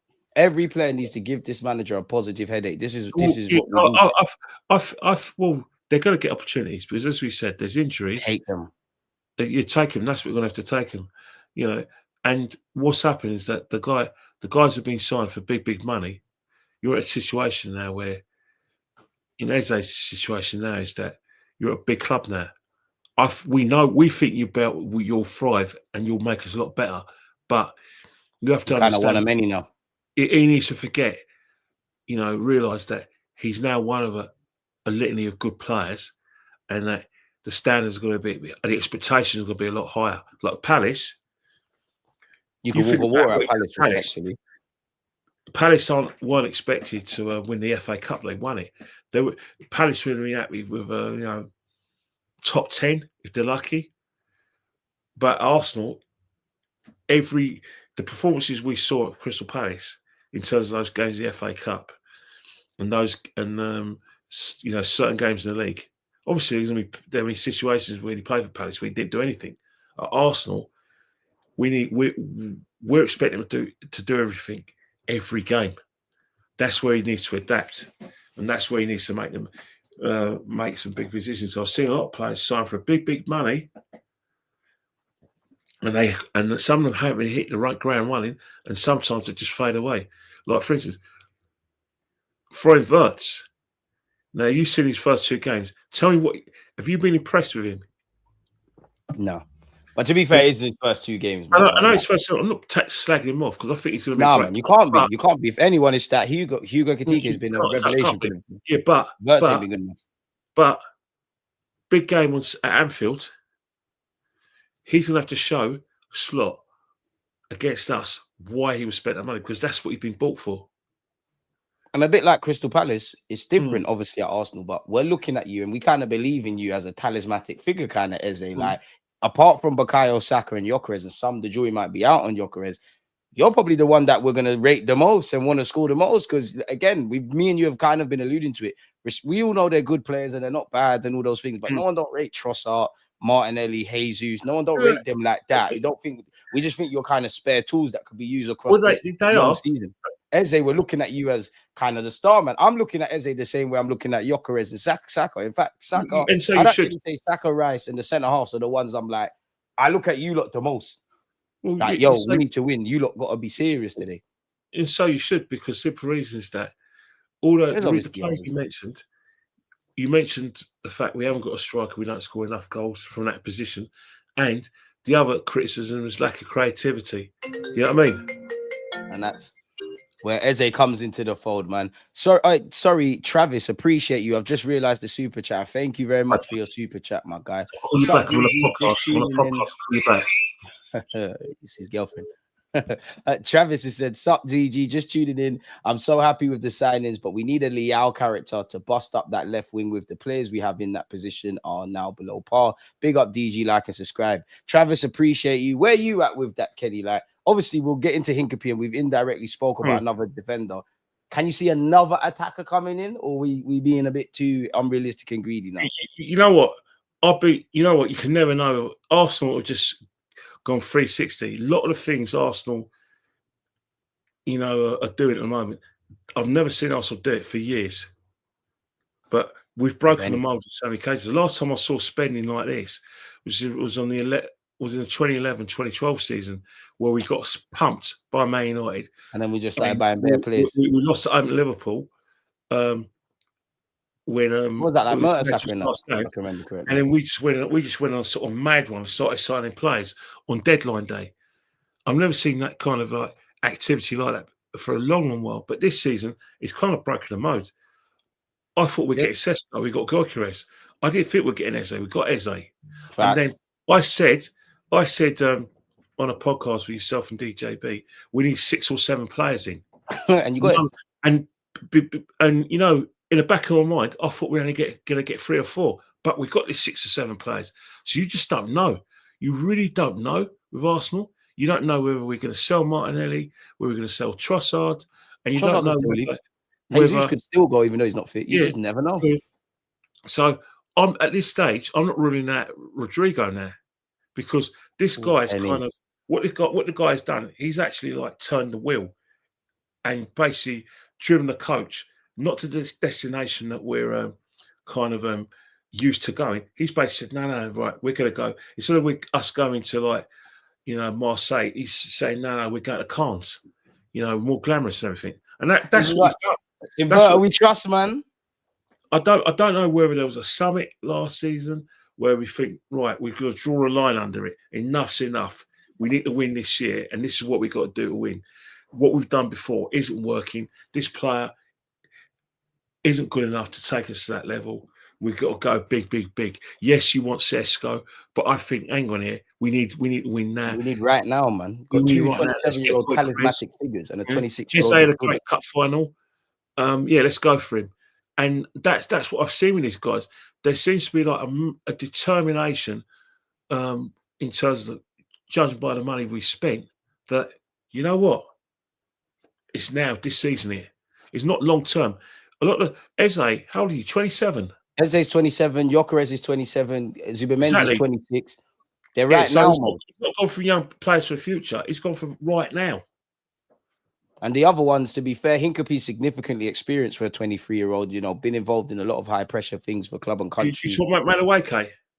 Yeah, Madueke, you could say Madueke. I was saying Hincapie, but that could be Madueke. To be fair, we mentioned age, Norgard, 31 odd. Everybody's bringing something to the table. So then, before I ask you again on Rodrigo, I know you always say, oh, you can't judge it until the end, or you can't judge it until like a hindsight kind of thing.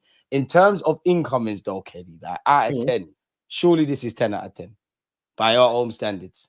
I think it's a 10 out of 10 incoming summer. In terms of what we've done, I think us fans could think, right, you know what? Because I was just saying, fair enough. You lot done what I asked you to do. Fair enough. In terms of what we've done, you can, of course, you're gonna think, you know what? You want to be the ideal thing for an Arsenal fan is not being able to pick your first 11 because you've got so many options. So if you want to sort of like go by that matrix, then you would give the window a high mark. But I still think, you know, like I said, the caution in me, because I've been let down before by not just under Arteta, but loads of times, a few times where we thought we've been burnt over the years, Kenny, man. We still got to look at the end of the season, because there's going to be so many tests. All we're talking about when you talk about rating transfer windows is that if you want to say rate the transfer, say, why don't we just rate the transfer window and how we think Berta's performed rather than say, well, what would you give to transfer a win out of 10? How about saying, But 8 out of 10. would you You're going to get the other give 2 Butler marks. out of 10 for what he's done for the club? 8 out of 10. For 8 me, out of 10, immediately. shower that. And then it's up to We the joined players. in March. And we got new contracts for Miles, Lewis Skelly, Wanyeri, Gabriel Magalhaes. Obviously, there's something to do there. Clearly, we need to resell some people. You know what it is? The reason why I think there's a lot of excitement in, because I know it sounds really harsh. You probably think it's justified, but it kind of like puts Edu in the spotlight. 100%. You look incompetent, Edu. You might not been able to blame you for everything, but let's have it right, Kenny. And I'm being very harsh, and I don't know, but let's have it right, Kenny. If we had Edu, forget all the other names apart from Gyökeres. I genuinely believe Gyökeres would still be waiting to see what's going on in Portugal. Madueke would be in, to be fair. Norgard be in. Zubimendi, I don't know. I don't think we're talking about Hincapie. I genuinely think Eze ends up at Spurs. SLD says we need to get Julian Draxler, and it'd be a 9 out of 10. Bloody hell, Eddie were levels.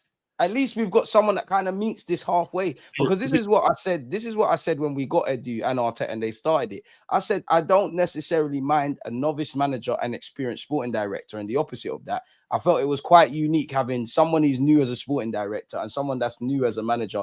It's not making sense. Berta kind of meets it halfway thing. Your experience speaks for itself. You're just your competencies and your ability to pivot. We wanted Jarrell out. That's not happening. This Hincapie brother looks like it's happening. Eze, it looks like we played a blinder against Spurs. It looks like Hincapie wants to sign Mascara for 13 million, even if that goes left. If we can't make that back and more, there's something wrong.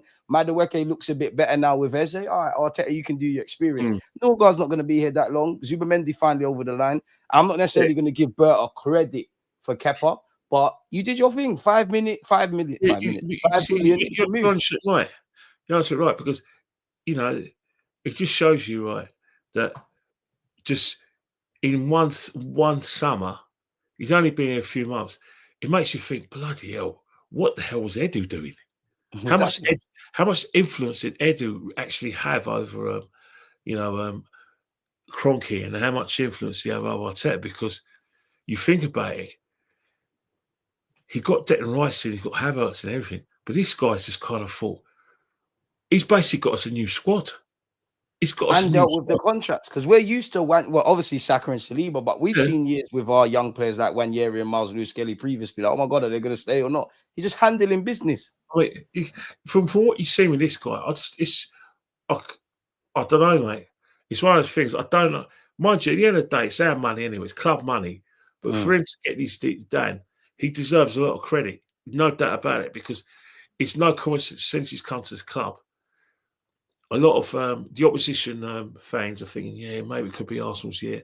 Some Arsenal fans thinking, we're not. Some Arsenal fans are saying, yeah, we're going to win the league. Some Arsenal fans thinking, you know what, this squad is in itself. We need to be winning things. There's no excuses. Not win the league this season, then we have to ask questions. What it's done, really and truly, is actually put Arteta under a lot of pressure. But the good thing about it is that that's how it should be at Arsenal. Well, not even a pressure thing, Kenny. It's a thing where, bro, you've got all you need. We rate you. You've got all you need. If you don't make it happen, you can't blame no one else. That's the thing. He has to be able to deliver this title now. He has to be able to deliver the silverware, because he's got what he wants. He's got options now. Options he's never really had. He's got sort of like how do I say? He's got a plan B in case of injury suspension, so he's never had. So really and truly, he needs to be able to make decisions, get the right teams against certain opposition, and he's got to be able to if we get to the business end of the season and we're still in it, he's got to be able to see it through. Because right now, on paper, we've now got the quality in these tight games to actually win these tight games. You know what I mean? You look at our last 6 games of this season. Obviously, it's Man City away, Newcastle at home, and after that, they're winnable games. But they're all pressure games, though. The business end. Not like this year where we're just limping over the line. Yeah. Our last game of the season is Crystal Palace away. Crystal Palace, we don't know what shape Crystal Palace is going to be in. West Ham, come on, you and I know that by the time we play West Ham, Potter won't be the West Ham manager. They'll have got a new manager by then. He's got her. So unless the miracle happens. You think about it. Bournemouth, that's a game. That's a real pressure game, but we have to win it. Newcastle, if they sign a striker, they might be going for Europe, but at home form, we've got to make that. You're hoping a couple of these clubs are on the beach by then. Yeah, West Ham's going to be like a tricky game. And then Burnley could be relegated by then. It's not, there's not any 6 pointers in there. Probably Man City could be a 6 pointer, but all those games bring pressure because I could bet you your bottom dollar, if Burnley is still comfortable in this league, they're gonna put camp on their goal line. That's where the pressure's going to be. Let's just go to London, get a little point, maybe nick a winner, keep it moving, and plan for next year. Newcastle, you don't know what the game's going to be, but it's those kind of pressure games where. Which one scares you the most? Because I can think of 3. What's that? There's 3 that I'm very scared of, and I know I can't. We're talking in August about May of next year, but I can look at 3 that scare me. Look, obviously, we don't win the Etihad. We haven't won the Etihad since 2015. That's one for me. That's one. Newcastle is tricky because of their tactics. That's 2. The third game, believe it or not, is that if West Ham, one thing about it is that West Ham are always being a problem for us at the Emirates because they're on it versus us, man. Yeah, but at their ground, when they let us play, we smash them. So that's not a worry for me. Bournemouth, I see what you mean because of what happened last year and the fact that they got a good coach. That could be a tricky one. Fulham were underrated. Fulham's a different one because Fulham have got one of those teams where they got a lot of good players, but they got a good game plan. Yeah, and sometimes we struggle with that game plan. So I see what you mean. Newcastle, Fulham, and Man City, but again, we're breaking the rule of one game at a time. But all I'm trying to say is that with the squad we got coming into the title running, we should believe we've got the tools equipped to do this. But you got to remember one thing. For us to be in that situation where we are talking about titles, we have to be immaculate up into that period. We have to be able to bounce back when we take L's immediately. Yeah, we weren't immaculate last season. The season before that, Liverpool, we became immaculate towards the end, but because of the Villa result, that was it. Man City, we knew that Man City once they get their teeth into it, we knew without even once they smelt blood, without even being optimistic or pessimistic, we knew they're going to win every game because once they got that kind of eye of the tiger when it comes to the title, that's it. They're going to beat Spurs, no matter what. Whether some Arsenal fans were Spurs supporters during that day, they were going to win that game. Shameless behaviour for those that did. It was shame because it was a disgrace. I won't forgive these fans. We'll see. But you know what the situation is that you knew that when they played West Ham, even though West Ham might score or go here or there, they're going to win. We knew they're going to beat Fulham because they're at a stage where they're ruthless. You know what I mean? They had that quality. Haaland was scoring goals. You kind of knew it was done when we lost against Villa, but at least we're in that package. Up until then, right now, is that we can't afford any slip-ups. But you and I know slip-ups are going to happen because it's not going to be straightforward. I hope everybody that supports Arsenal, we hope we win every game. No team is going to go invincible this season. Exactly. City have lost already. Liverpool won't go invincible, and neither will we. Exactly. But we can still, in other areas of the game, we can still be immaculate. What I mean by being immaculate is basically we have to get into a situation where 90 points plus. What does the manager say? We've got to be looking at 90 to 100 points. And he said that 3 years ago, and he says it. If we're not eyeing that up, then it's a myth. Of course, you can win it with less, but that's the mentality. You can't. I don't know the maths, but you can't lose too many. And the saddest thing is, we haven't lost that many games. That it's them draws, which goes back to what Kenny was saying.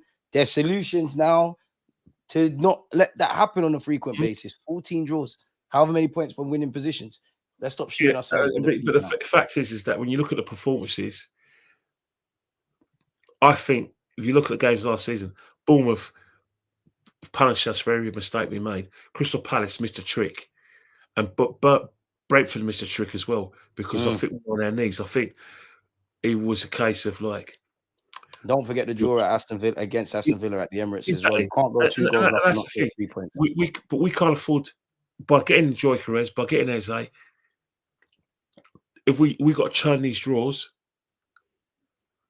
into wins now. See how we beat United in the 2 games against Liverpool. Obviously, that's not sustainable, but them kind of wins, we're gonna have to churn out a couple of them across the season. You know what Arsenal could do. You remember when Chelsea won the league?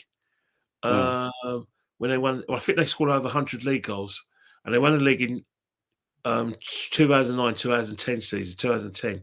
You know what they did? Start resting players. All their rivals, everyone, because remember it was the top 4 then in 2010.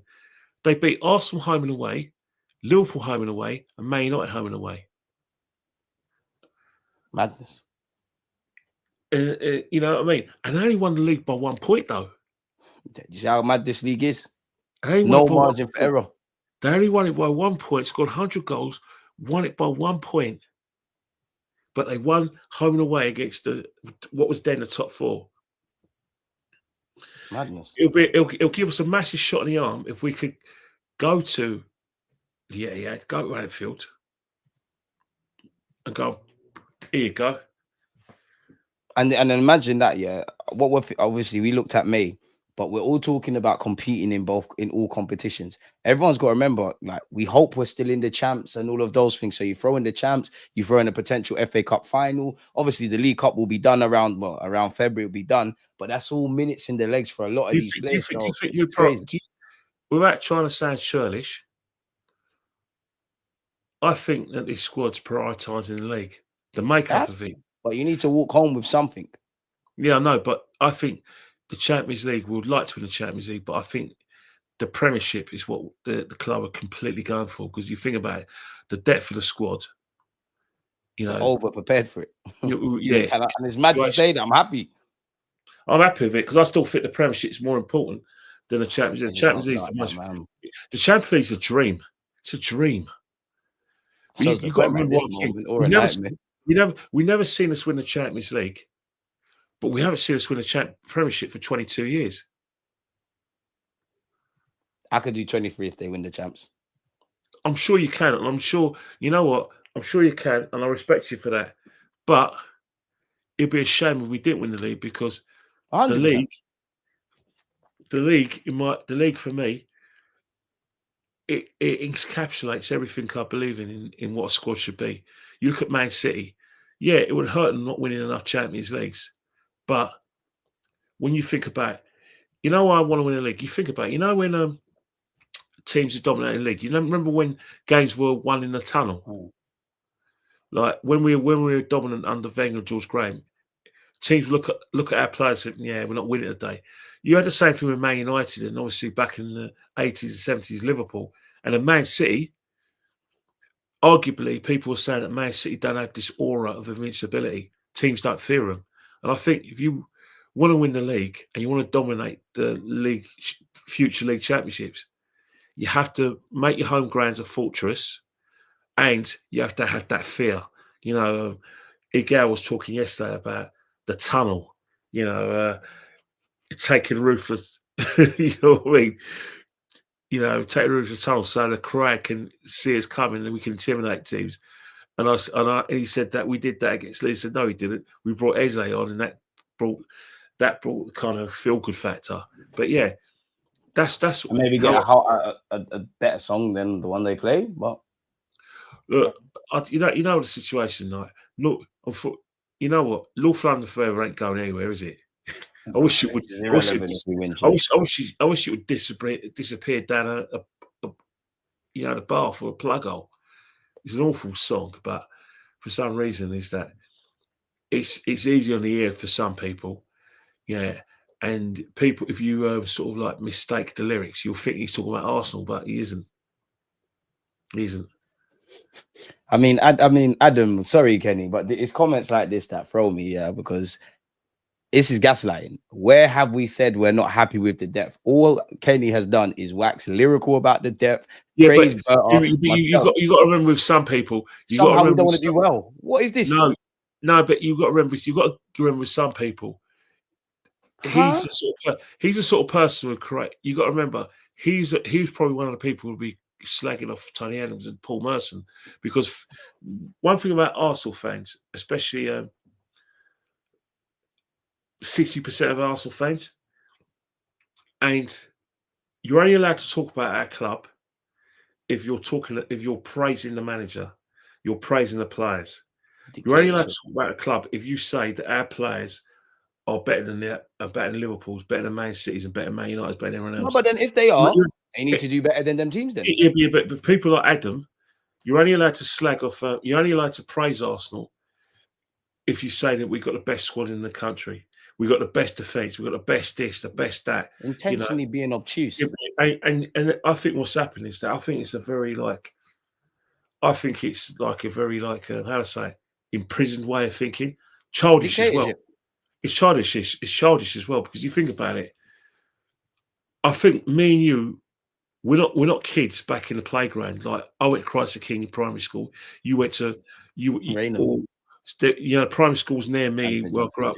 Christ the King, Tottenham Park was a secondary school, but Christ the King, you had Christ the King, Montham, Paul's Park, Grafton, Pateman, all those sort of schools around there. And every school you go to, regardless whether Arsenal are good or bad, we're saying we all agree Arsenal are magic, Liverpool are tragic, Tottenham are tragic. And I think when you get Adam having a go at us, he wants us to follow that mantra. But because we watch football, we're not blind to the fact that statistically, shall I invite him on? No. Adam, are you ready? Adam, are you ready right now? Because by all means disagree, but no one here has cried about the depth. If you're gonna, as Kenny said, put your nuts on the table, don't get scared. This is your chance. Yeah, but all right, come on. Yeah, but the reason why I say but the fact is, right, what I'm saying about what Adam said is that there's a lot of Arsenal fans, right, who think that if you talk about Arsenal, you've got to praise them. You can't critique them. You can't say anything negative about. But that's the thing. We didn't even say anything. But everything. If you praise Arsenal 90%, you're being negative. You praise Arsenal 100% of the time. Yes, it. So, for instance, it's basically a situation where we've, my wife's the prettiest. My sister's the prettiest. That's how some of these Arsenal fans go on, and there's nothing wrong with that. But what I'm trying to say is that we haven't won the league for. And we like the song. I just don't want it to be our thing. No, we haven't won a trophy for 5 or 6 years. Okay. No, but Kenny, we talked about Miles Lewis-Skelly and Nwaneri being ready. Adam, here's your chance to play first team football. Do you want the link or not? But go on, Kenny, man. Yeah, but as I said before, when it comes to these players and the club itself, the best way for us to actually genuinely, right, say we're the best is if we win the league this season. Once we win the league, we can be as positive as we can.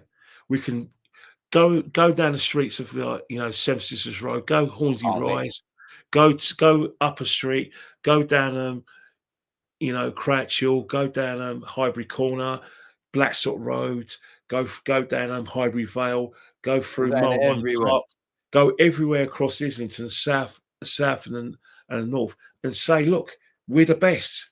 But right now, the currency that Adam wants me to dish out, I can't dish out the currency because we haven't won anything yet. So the reason why we have these podcasts is because we're thinking, right, we didn't win the league because of this, injuries. We didn't win the league because we weren't good enough. I can't say that we're the best team in the country when I haven't got anything to prove it. I know we're a good side, but that means nothing.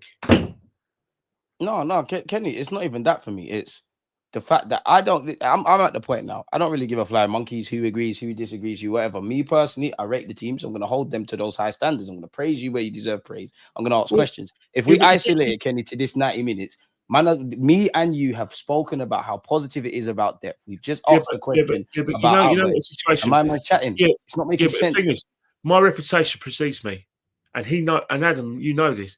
You know that I'm part of the Rat Army, and the Rat Army includes me, DJB, Jez, We got the random man. Side, Rashid, Shane Gooner, who else is there? Matty, where we've called for Arteta to be replaced. And that because we've called for Arteta to be replaced and because we've got strong views and players that should be replaced, we hate Arsenal. And that we nothing Arsenal do is good. And that we're always going to pick at things. Not been listening for an hour. And if that's how you feel, that the fact is we're picking at things because we haven't got over the line. You know, we still got. You don't think Mikel Arteta is picking at things? Why do you think we signed so many players? Exactly, we still got misgivings about the manager because yes, he wasn't our first choice. Yes, we didn't want him. However, if you look at the cycle of a manager, there's nothing wrong with saying he has to deliver. Yes. You may think it's negative, but one thing you can't escape is the pressure's on. What's more negative is the feeling at the end of May for the manager, the players, and the fans. Everything we're saying, Arteta's probably saying worse. Like, we know what Arsenal are good at. Keep it up there, take the shit things and make it good, and we might get over the line. You know what's going to happen, right? With the money we spent, with the squad we've amassed, if we don't win the league, I'll tell you one thing. I don't think the players will recover. I don't think the fans will recover because it's a case where we're looking at it. There's a lot of positivity. There's a lot of great players. However, the expectations are so high. Even though, if you ask me, who's got the best squads? Who's the best? Who are the favourites of the league? You know, last week I said we're third favourites.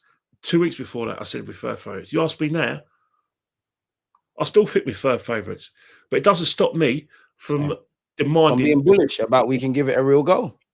Because and I'll give it a real go. But if it doesn't come to fruition, we don't win the league, I'm entitled to say, you know what?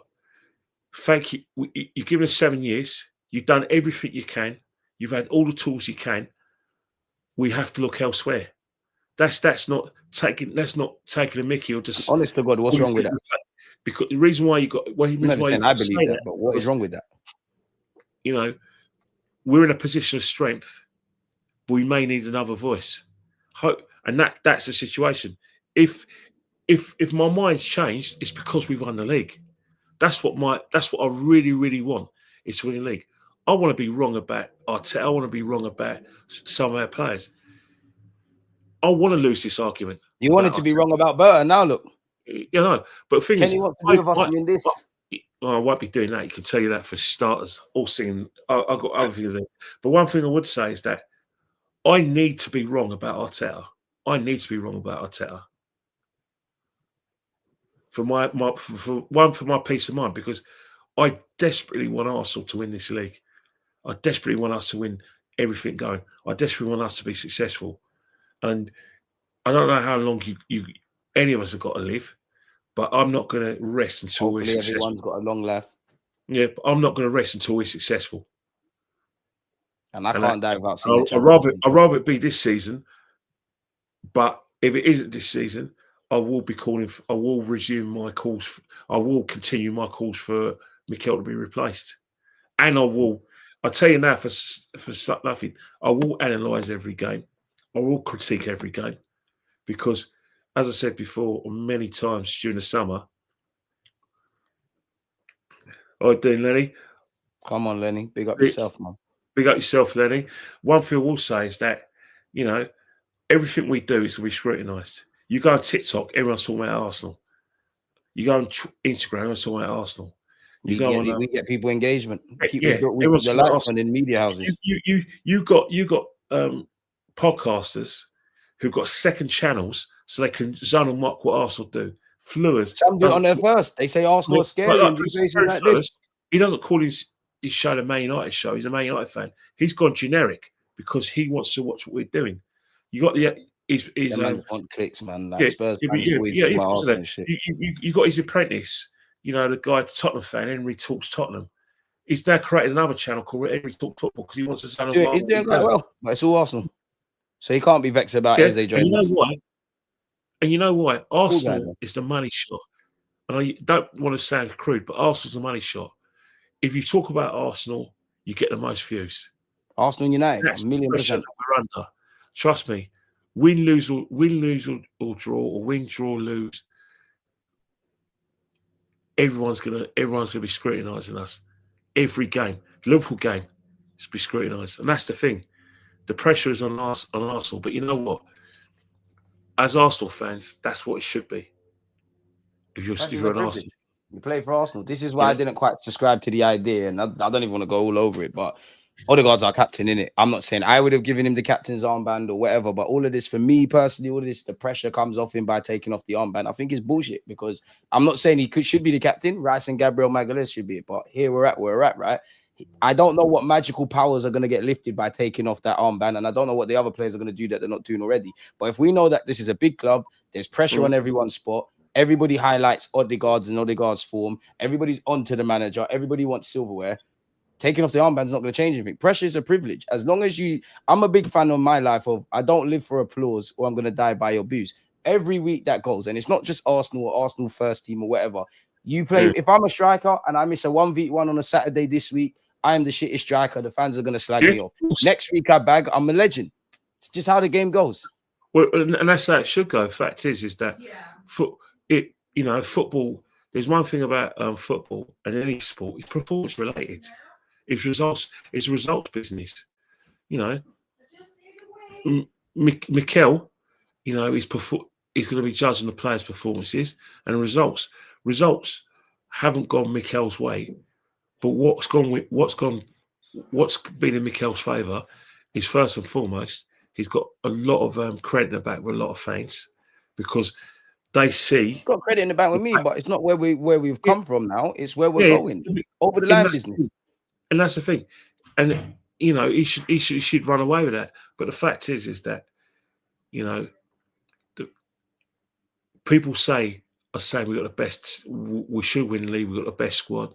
We've got the best defence. We've got the best this and that. It means sweet FA if we don't win this title this season. It means nothing.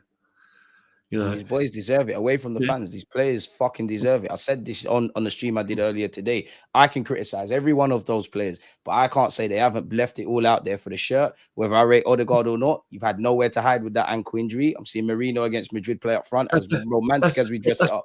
Lewis Kelly as well. Bro, they deserve it. It can't be nice always falling short. They need it. And that's why the league's the most accurate sort of like appraisal of how good a team you are, because simple reason is that you can get luck in the cup, get the draw you want, especially the League Cup and the FA Cup. Champions League is one of those things where it's a league up until a point, but when you get into like the last 16, it becomes a cock competition, and it could be a bit of luck on the day, but because you've got two legs, it's two chances for the better team to show supremacy. But when it comes to the league now, there's no unlucky. There's no unlucky, because you've got 38 games where you can. And we'll balance out. The medium will balance out. You'll win games you don't deserve to. You'll lose games you don't deserve to. And you'll draw when you deserve something else. Over 38 games, Arsenal last season finished where they should have finished. They deserved it. They had 38 games. They drew 14 of them. They lost 4. And we're better than that. That's where we should be. There can't be any complaints. You know what I mean? About where you at with this? Boys, you're top. We've all got opinions. I don't just agree. Boys, you're top. We all got opinions, but I just don't agree with you on Arteta and stuff. It's just pathetic. Where do you think we would be without him? Yes, he's got to deliver. But you see that? Yeah, but you don't think what Adam's saying can't be to me. Yeah, but the thing with Adam, he's not. He's not something. We haven't heard this for the first time. This has been drummed into us. However, this for the last few years, that argument just doesn't wash with a lot of people, me included, because at the end of the day, you can't give someone, like I said, kudos for getting us in that position. let's not forget, Adam, you support Arsenal. You don't support Portsmouth. You don't support, Oldham Athletic. You don't And even support. though that's not adjusted to me, Wenger never got that. Certain players that never got that. You support Arsenal. You should be in those positions. You should be in those positions because of who you are, because you're a massive club, and because you're a massive club, you can attract, if you want, top players. Top players will be looking to get to you. It doesn't have to be players who support Arsenal who will join us. It's because we're a big club. That's what Arsenal should be doing. We should be challenging every season. For you and to what if you actually say one love, Mikel Arteta? You took, if you left today to when you walked in, we are in a better place. You made some mistakes, you've done things right, but we do also need to get over the line. What about that? Yeah, but you know what? Nothing away from what you're saying, but yeah, but you know what Adam's saying to me is like he's in this sort of like, it's what he's trying to tell me is that part of him thinks Arsenal's a big club, but another part of him thinks, right, that we should be just happy to be able to compete with Liverpool and Man City. We should just be happy to compete with Chelsea because Liverpool have got this big squad, Man City have got this big money, Chelsea got this money, and we should be doing well there. And I'm saying, say that to your son for me, Adam. Say that to your son. Big up your son, but you bottled it, because you drew yourself out and said you're jumping on the street now. Let's hope our team don't move like that. Yeah, you bottled it. Yeah, but as I said to him, I don't think like that. I've got every right to demand that Arsenal, like I said, challenge every season because of who we are. It's because of who we are. You know, a lot of people, modern fans, think Chelsea are bigger than us. I don't agree with that. They think City are bigger than us. I don't agree with it. If they tell me that Man United and Liverpool are bigger than us, I agree with that. We're third in terms of appearance in England behind them. But I'm not accepting that Man City are bigger than us. I say Man City got a better squad than us, a better manager and better players. I accept that, but they're not a bigger club than us. Chelsea are not a bigger club than us, despite all the success they've had under Abramovich. I don't begrudge Chelsea and Man City buying that success because we want the same thing for Arsenal. We're celebrating the fact that we spent nearly 300. We're probably going to spend about £300 million. So we're doing what we're doing. What Chelsea and Man City are doing. We've been demanding. One of the reasons why we're upset with the Kroenkes is because they're not doing what Chelsea and Man City are doing. So how can you begrudge? Do we owe them an apology? Because they have been backing Arteta and they have spent a lot. Do we owe them an apology for this summer? You ask yourself a question. Well, you say you owe them an apology. I'm asking you. I'm saying, do we owe them an apology? Well, you're apologising for finally accepting that we're a big club that we should be challenging. I mean, they've owned the club for a long time. No, I'm going to ask the question. Because if we never had the summer that we had now, we're still chasing Gyökeres and we're doing this and that and the third, everyone would be up in arms, effing and blinding. So do we give them credit? One thing about the Kroenkes, like them or not, they spent money. You can't deny it. The Kroenkes have owned a job, they spent money. They haven't put their own money in. But in essence, the question I ask you, and I'm asking you, man to man, when you've got a club like Arsenal, where you're generating so much money from merchandise, so much money for TV money, so much money from, in-game revenue. No, they should be having. Don't get it twisted. In-game revenue where you're cash rich, and you're in the black. You've been in the black for a good few years. Do they need to put their money in? Really? No, I'll give you credit for finally doing what you need to do this summer, but it's not going to really wash that far with me. But even that, my position on the Kroenkes. If it's up to me, we settled, they're sold. But I can blame them for January because I think as an owner, if you genuinely wanted to win, regardless of whoever's there, they get involved. But I can't look in your face. If you do like the maths, deep down, no, we know how the Kroenkes are, but I can't look them in their face and say they are the only reason in these last 3 years we have not won the league. I don't believe that. No, I don't believe it. No, it was the reason why we haven't won the league. I'm just saying in general. But you know why? You know why Arsenal haven't won the league? It's because they haven't broke the cartel between Man City and Liverpool. They haven't.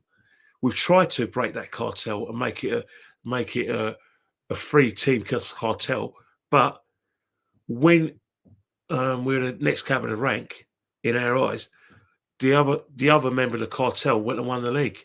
So if you look at the last 7 years, you look at the cartel between Man City and Liverpool, and I'm not just talking about leagues, I'm talking trophies as well. They are each other's rivals. They didn't buy Arsenal to win trophies. That's why I'm so critical on every other factor. You know what? Everything else has to I'm work. not defending them, but psychologically, you think about the contents of why Stan said that. We're in a position when under Arsene Wenger, we went 9 years without winning silverware. That's a fact. So within the Kroenkes joining, he would have been in that kind of sort of like a era when we weren't winning anything, because they you know, let's not forget we won in 2000. Yeah, FA Cup 2005. The Kroenkes joined 2 or 3 years later. They were courted 2 years later, not too long and ago. he joined the board probably a year after that. So we were well within our trophy drought years. So we're in within our trophy drought years. You ask Stan Kroenke, oh, what are you going to do with Arsene Wenger? Did you join it? You know, we haven't won anything. Of course he's going to defend Wenger and say, well, I didn't win, by Arsenal win trophies. But if we were winning trophies, he wouldn't say that, would he? So I can understand that there's holes in that argument that, oh, yeah, he doesn't care about winning trophies because he joined the club when we weren't winning anything, when we're at the Emirates, where it's all, for some fans, it was all about, you know, paying back the stadium and that we couldn't compete with Chelsea, and it was all about getting the Champions League. So he made those comments. It's time to win stuff, man. Yeah. And then you look at Josh then. You look at Josh. 2 years, last year, 2024, May, Arteta said that second won't do, that we got to win, blah, blah, blah. And then what happened the last day of the season as well? A few months later, echoed that. So basically, those comments that Stan made and Josh had made 10 years later, they're basically echoing. Sorry, no, made probably within about 15 years later, they're only echoing what the manager's doing. So Arsene Wenger's talking about how Arsenal can't compete and how we did really well to get top four. We don't win any trophies. Stan said I didn't join Arsenal to win trophies. Then you moved the wheel on to the future. Arteta said after we lost the title in 24, blah, blah, blah. Second is nothing. A few months down the line, Josh is saying the same thing. So it's their way of backing their manager when they come out with these comments. But at Arsenal, you would be offended. You're offended by that because you're brought up on Thierry Henry and winning all those trophies. You're at the point of your family, your uncles and aunts, or whoever invites you to support Arsenal, we're talking about Jules Graham. So you're brought up on Arsenal winning a trophy. So when Stan comes and says, "I didn't join him Arsenal win trophies," you immediately think he's got no ambition and that he's clearly got ambition because you're clearly a good businessman. And to be fair to Kroenkes, under Arteta, I can't sit there and say they didn't back him. Obviously, I'm vexed about January, and I'm not trying to alleviate blame. My problem has been we're in this situation because everyone. If Kroenkes are sat next to me here and I say you haven't backed no one, they could sit there because I know what I would say. I'll say, hang on a minute, who gave Arteta the job? Who backed him over all the player powers? Who gave him money for defenders and left backs and goalies galore? Who allowed him to spend 65 million on Kai Havertz? Who allowed him to obviously sign Declan Rice? And it's been backed up. There's times where he could have, should have, and maybe would have under different contexts be sacked. They've given him a new deal, one of the highest paid in the country. They can't. I don't have a leg to stand on if they sit there and say things. Now I can criticize how the Kroenkes have operated, how they want to be. I don't even think it's wrong, but self-financing, especially under the guise of what other people are doing. But then I look at it, the last 3 years, I'll be absolutely real. 2022, what was it? 2022, 23, fair enough. We didn't expect that. 2022, 23, the next year and last year, I can't.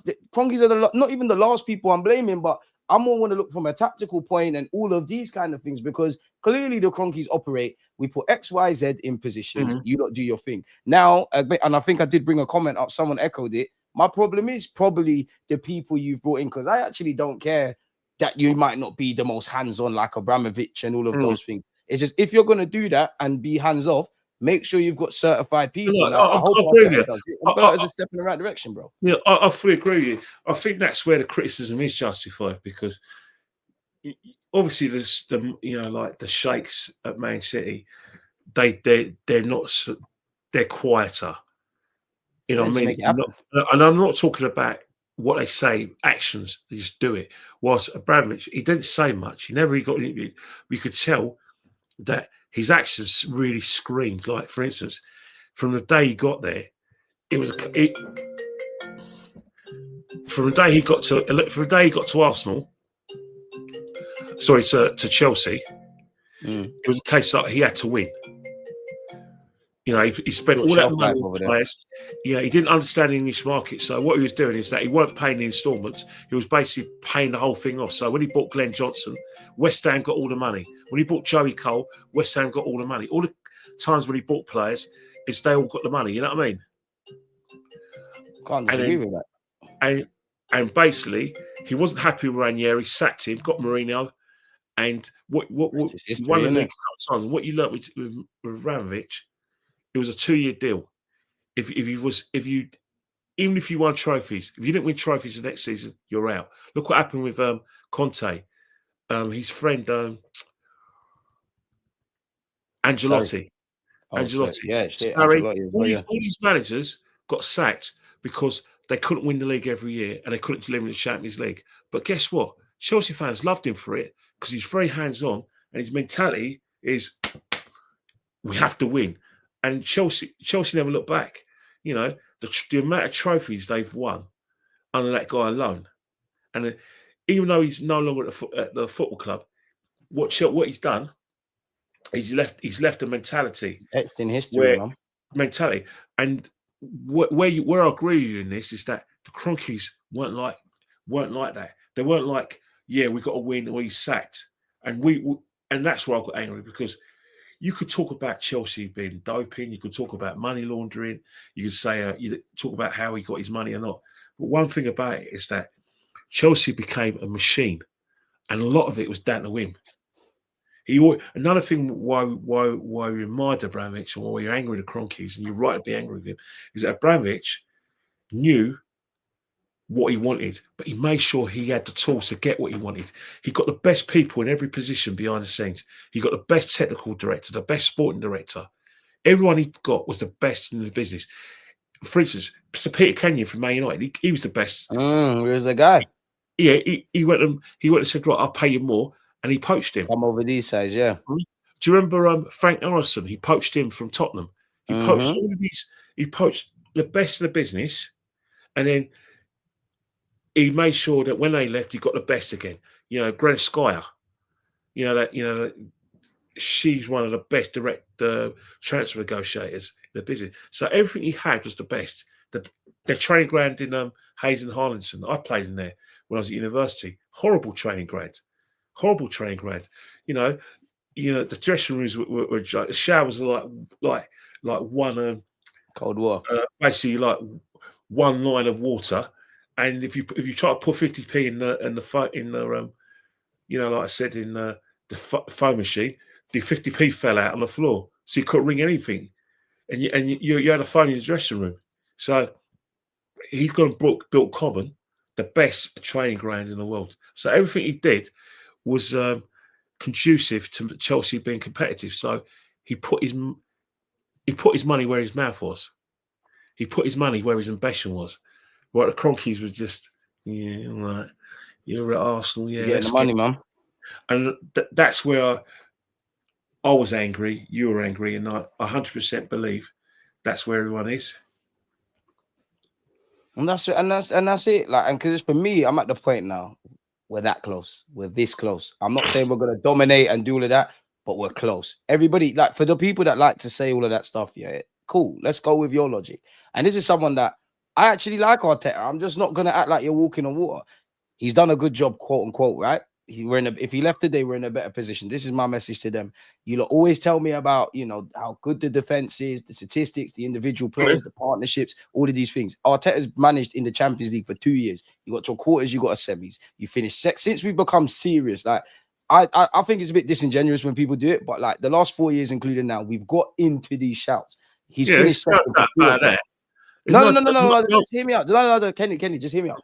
For the last 3 years, we finished second, right? So it'd be fair to say for everybody that we've been flirting. We're closer to getting over the line than the other side. So then why can't we? And then you throw that in and you rate Arteta and he's, you know, if he left, he'd have a job and all that stuff.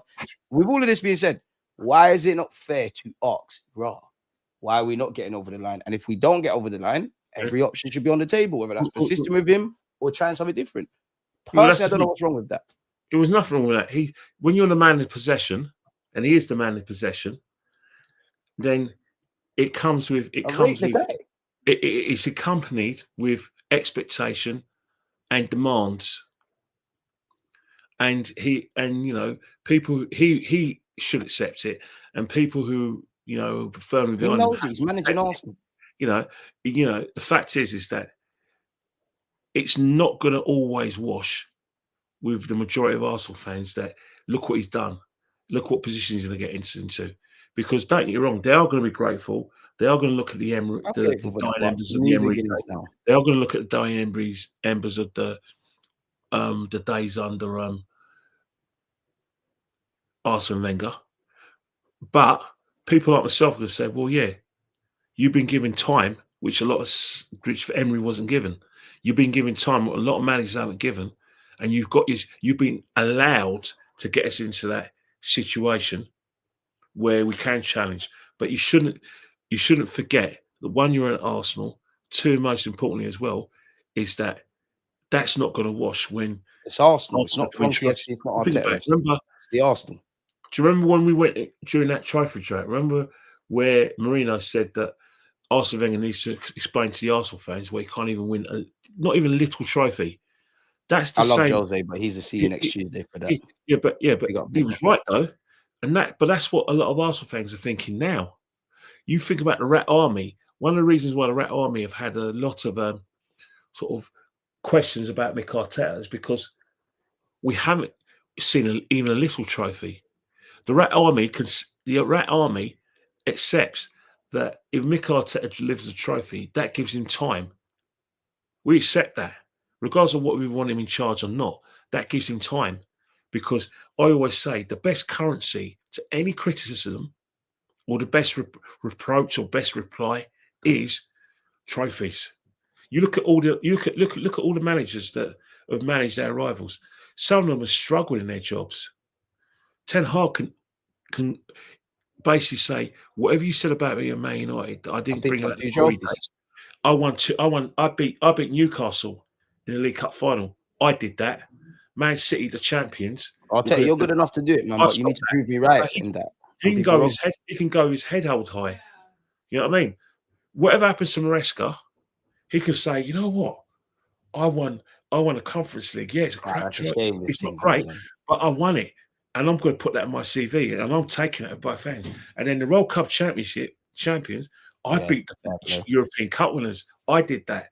So it's one of those things where each and every one of those managers, since we won a trophy, can easily say blah, blah. Like Pep, if Man City are in transition, Pep's no longer a great manager, at least he can say that whilst I was in England, I won 5 titles. I won the FA Cup twice, and I won the Champions League, and I used to dominate the League Cup. So that's the sort of like thing that imagine it, and that's what Arteta. All he's got is his FA Cup, which was his achievement, but at Arsenal is not enough, because it's a situation now where expectations are very high. I think even, let's not forget, during lockdown, when we were catastrophic, there wasn't a crowd at the Emirates for us to say, what the. He had empty crowds, and then he had people backing him, and then in 21-22, he got better players. We nearly got to the top 4. He still had that goodwill. I think a lot of the reason why Mick Arteta got a free ride is because we were so grateful to be back into the land of the living and going to football matches, that the majority of fans were just going, oh yeah, let's back the team. And because they love watching football again, and we were We were okay. We're a good team, but we were never on level with Liverpool and Man City. And now we've actually got expectations or reset expectations. Like me personally, like I just want to see Arsenal win. I want to see a death to all Everyone these wants to see us win. Everyone wants to see yeah, us. but like Even rat the Rat army, Army wants to see positive us win. gooners, middle gooners, top and bottom, whatever. Like, let's just fucking hell, man. Everyone Like we wants to all see. support Arsenal and have You different know, opinions. Let's and just you know move what? as one, man. What- And I only think that happens when we win shit. Yeah, and if we win, everyone's got a right. Everyone's going to be Everyone part stop of the doing that. I told celebration. you so. Till. Everyone has to be a right celebration on the fact they're Arsenal fans. There's no case going, oh, you're not a good Arsenal fan, you shouldn't be here. Well, try stopping me. Try stopping See, me you don't going want to home do and that to away to Kenny. Arsenal. Just try it. Try stopping me going to town hall if I choose to. Try stopping me. You'll have good. I tell you, have your work cut out. You have your work cut I out. can tell you as well, you would. But then Kenny, there's also a section of fans that feel like this. Big up, I'm a real gunner. DG Kenny, I'm an Arteta man, but with this squad, if he doesn't do it, we need to move on and thank him. So there is a sentiment of fans that just feel Definitely. we're neither good or bad. It's just But you know what? hit that glass ceiling. You know what it is, right? It's two things. Exactly, D. One, the expectations are really high, and two, it's just a length of time as well. You got to remember one thing is that the top managers in Europe, you know, with the exception of Simeone, the cycle for a manager in Europe, even a successful manager, is about 4 or 5 years. He's exceeded that. He's exceeded that by having 7 seasons, 6 of them not winning anything. So you think, you know what, we would have a change because that's exactly. I know you will, LSD. You're probably built like a brick shit house. You're probably built about 6'7" and built like the Michelin man. So you'll try, but I'll still push you out of the way. And that's Miguel. I met him. Miguel's tiny. He's tiny. Yeah, but you know the situation with Mikel Arteta, the cycle of a manager in the top European leagues is not a long one. You look at the titles Bayern Munich won. Look how long do their managers last? They've won titles. How long does Tuchel last at Bayern Munich? How long did Nagelsmann last? You know, how long's Kompany going to last there? How long is manager at Real Madrid last? Ancelotti, how long has he lasted? You know, managers don't go on forever. Any big club. Pep wasn't at Barcelona for over 10 years. He's at Man United for Man City for 10 years.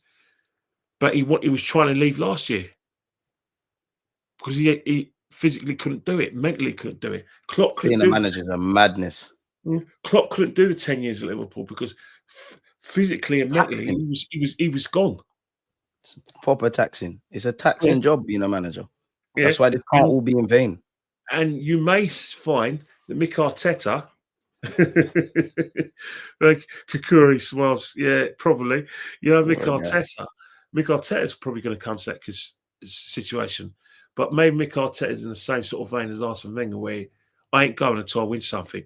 I owe it to myself because maybe he's still got that youthful kind of energy as well, Arteta. Like you've just basically started being a manager. Yeah. Like you mentioned Pep and all them, man. They were at other places and it's taxing. It's the most taxing game because simple reason is that the amount of games, the pressure to win things if you're a big club, and the pressure because not only you've got to win things, you're under pressure of bringing revenue by winning things, by playing more football matches, and you got to keep everyone happy. You got to do the tactics thing. You win, you're a genius. You lose, you're an issue.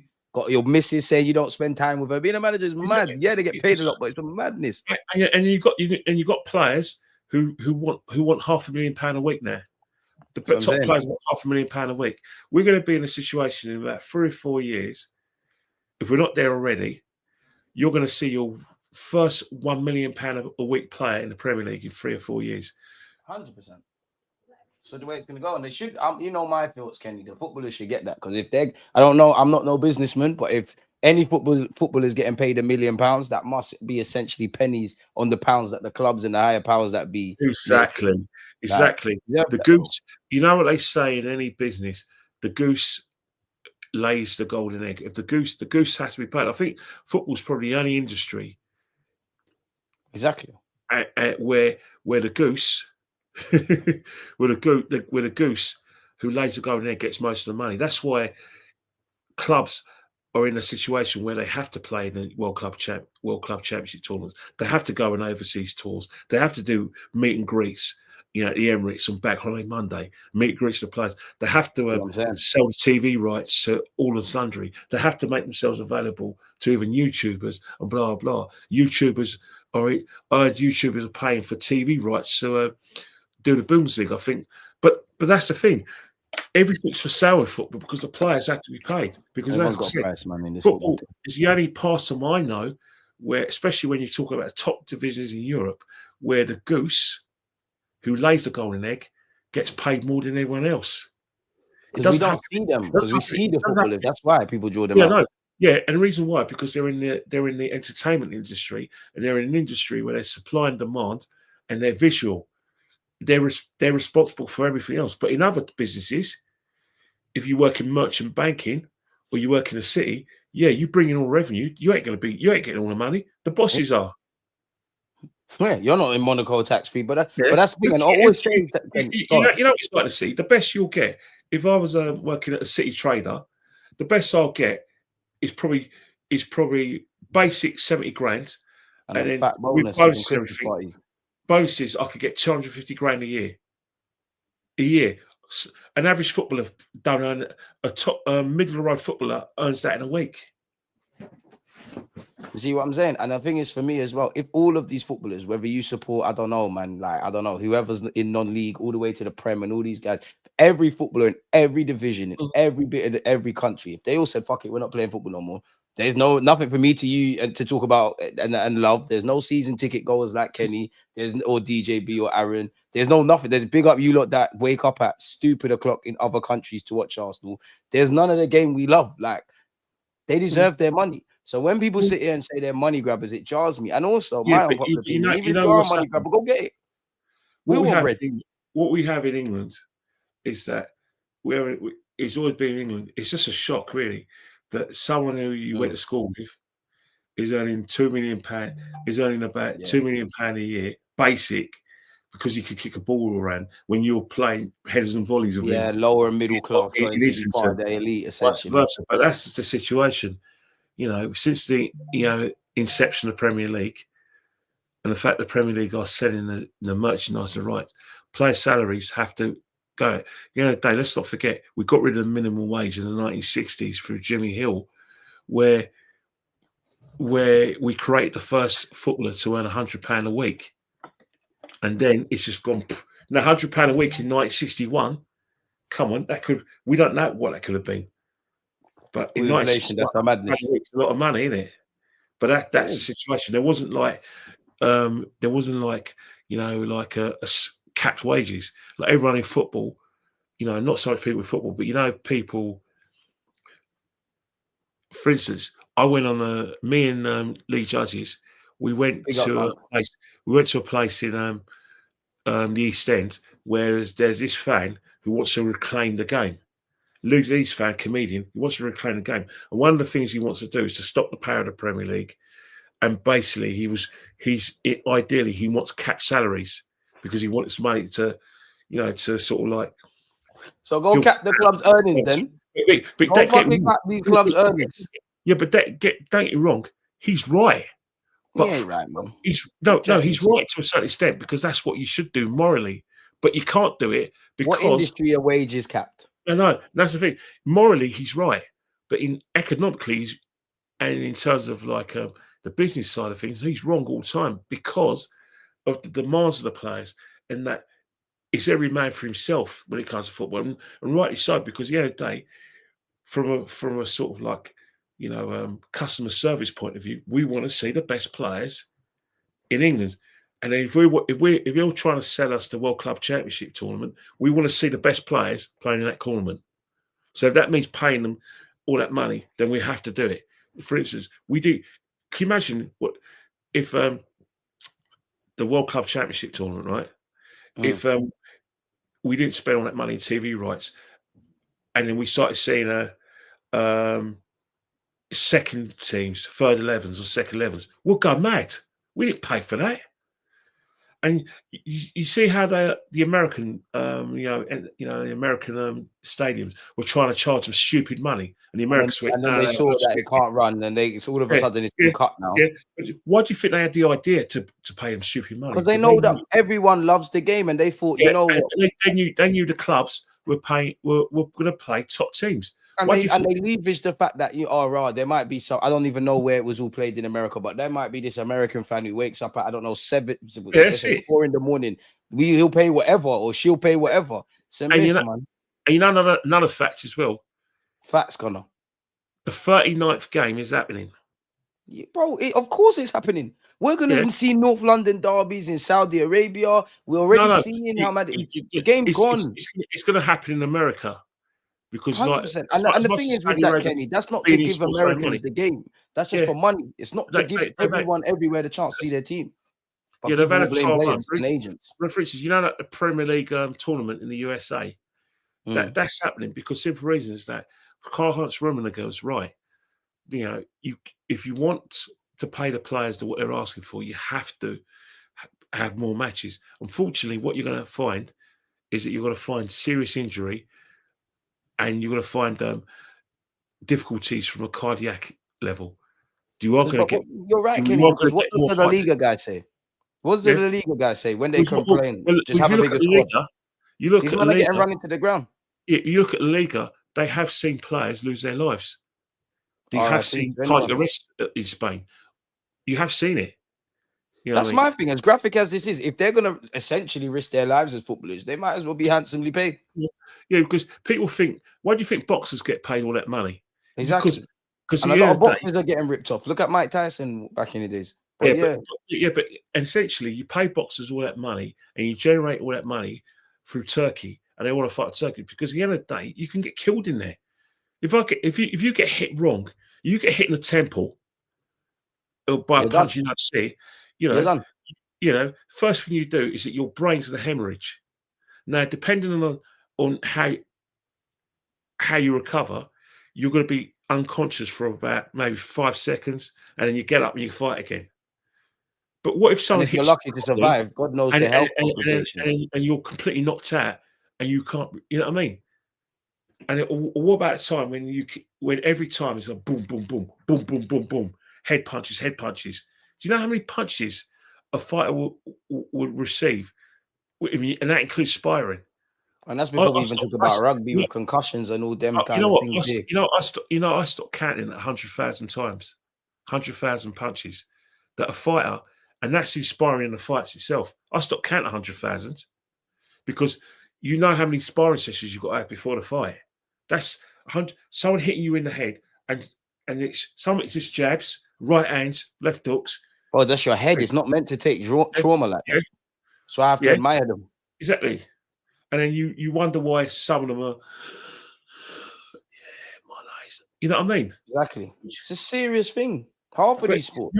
But the same, you're going to get that in football. If you're going to get people who are playing through injury, so they're going to have operations over operations, which a lot of footballers are doing.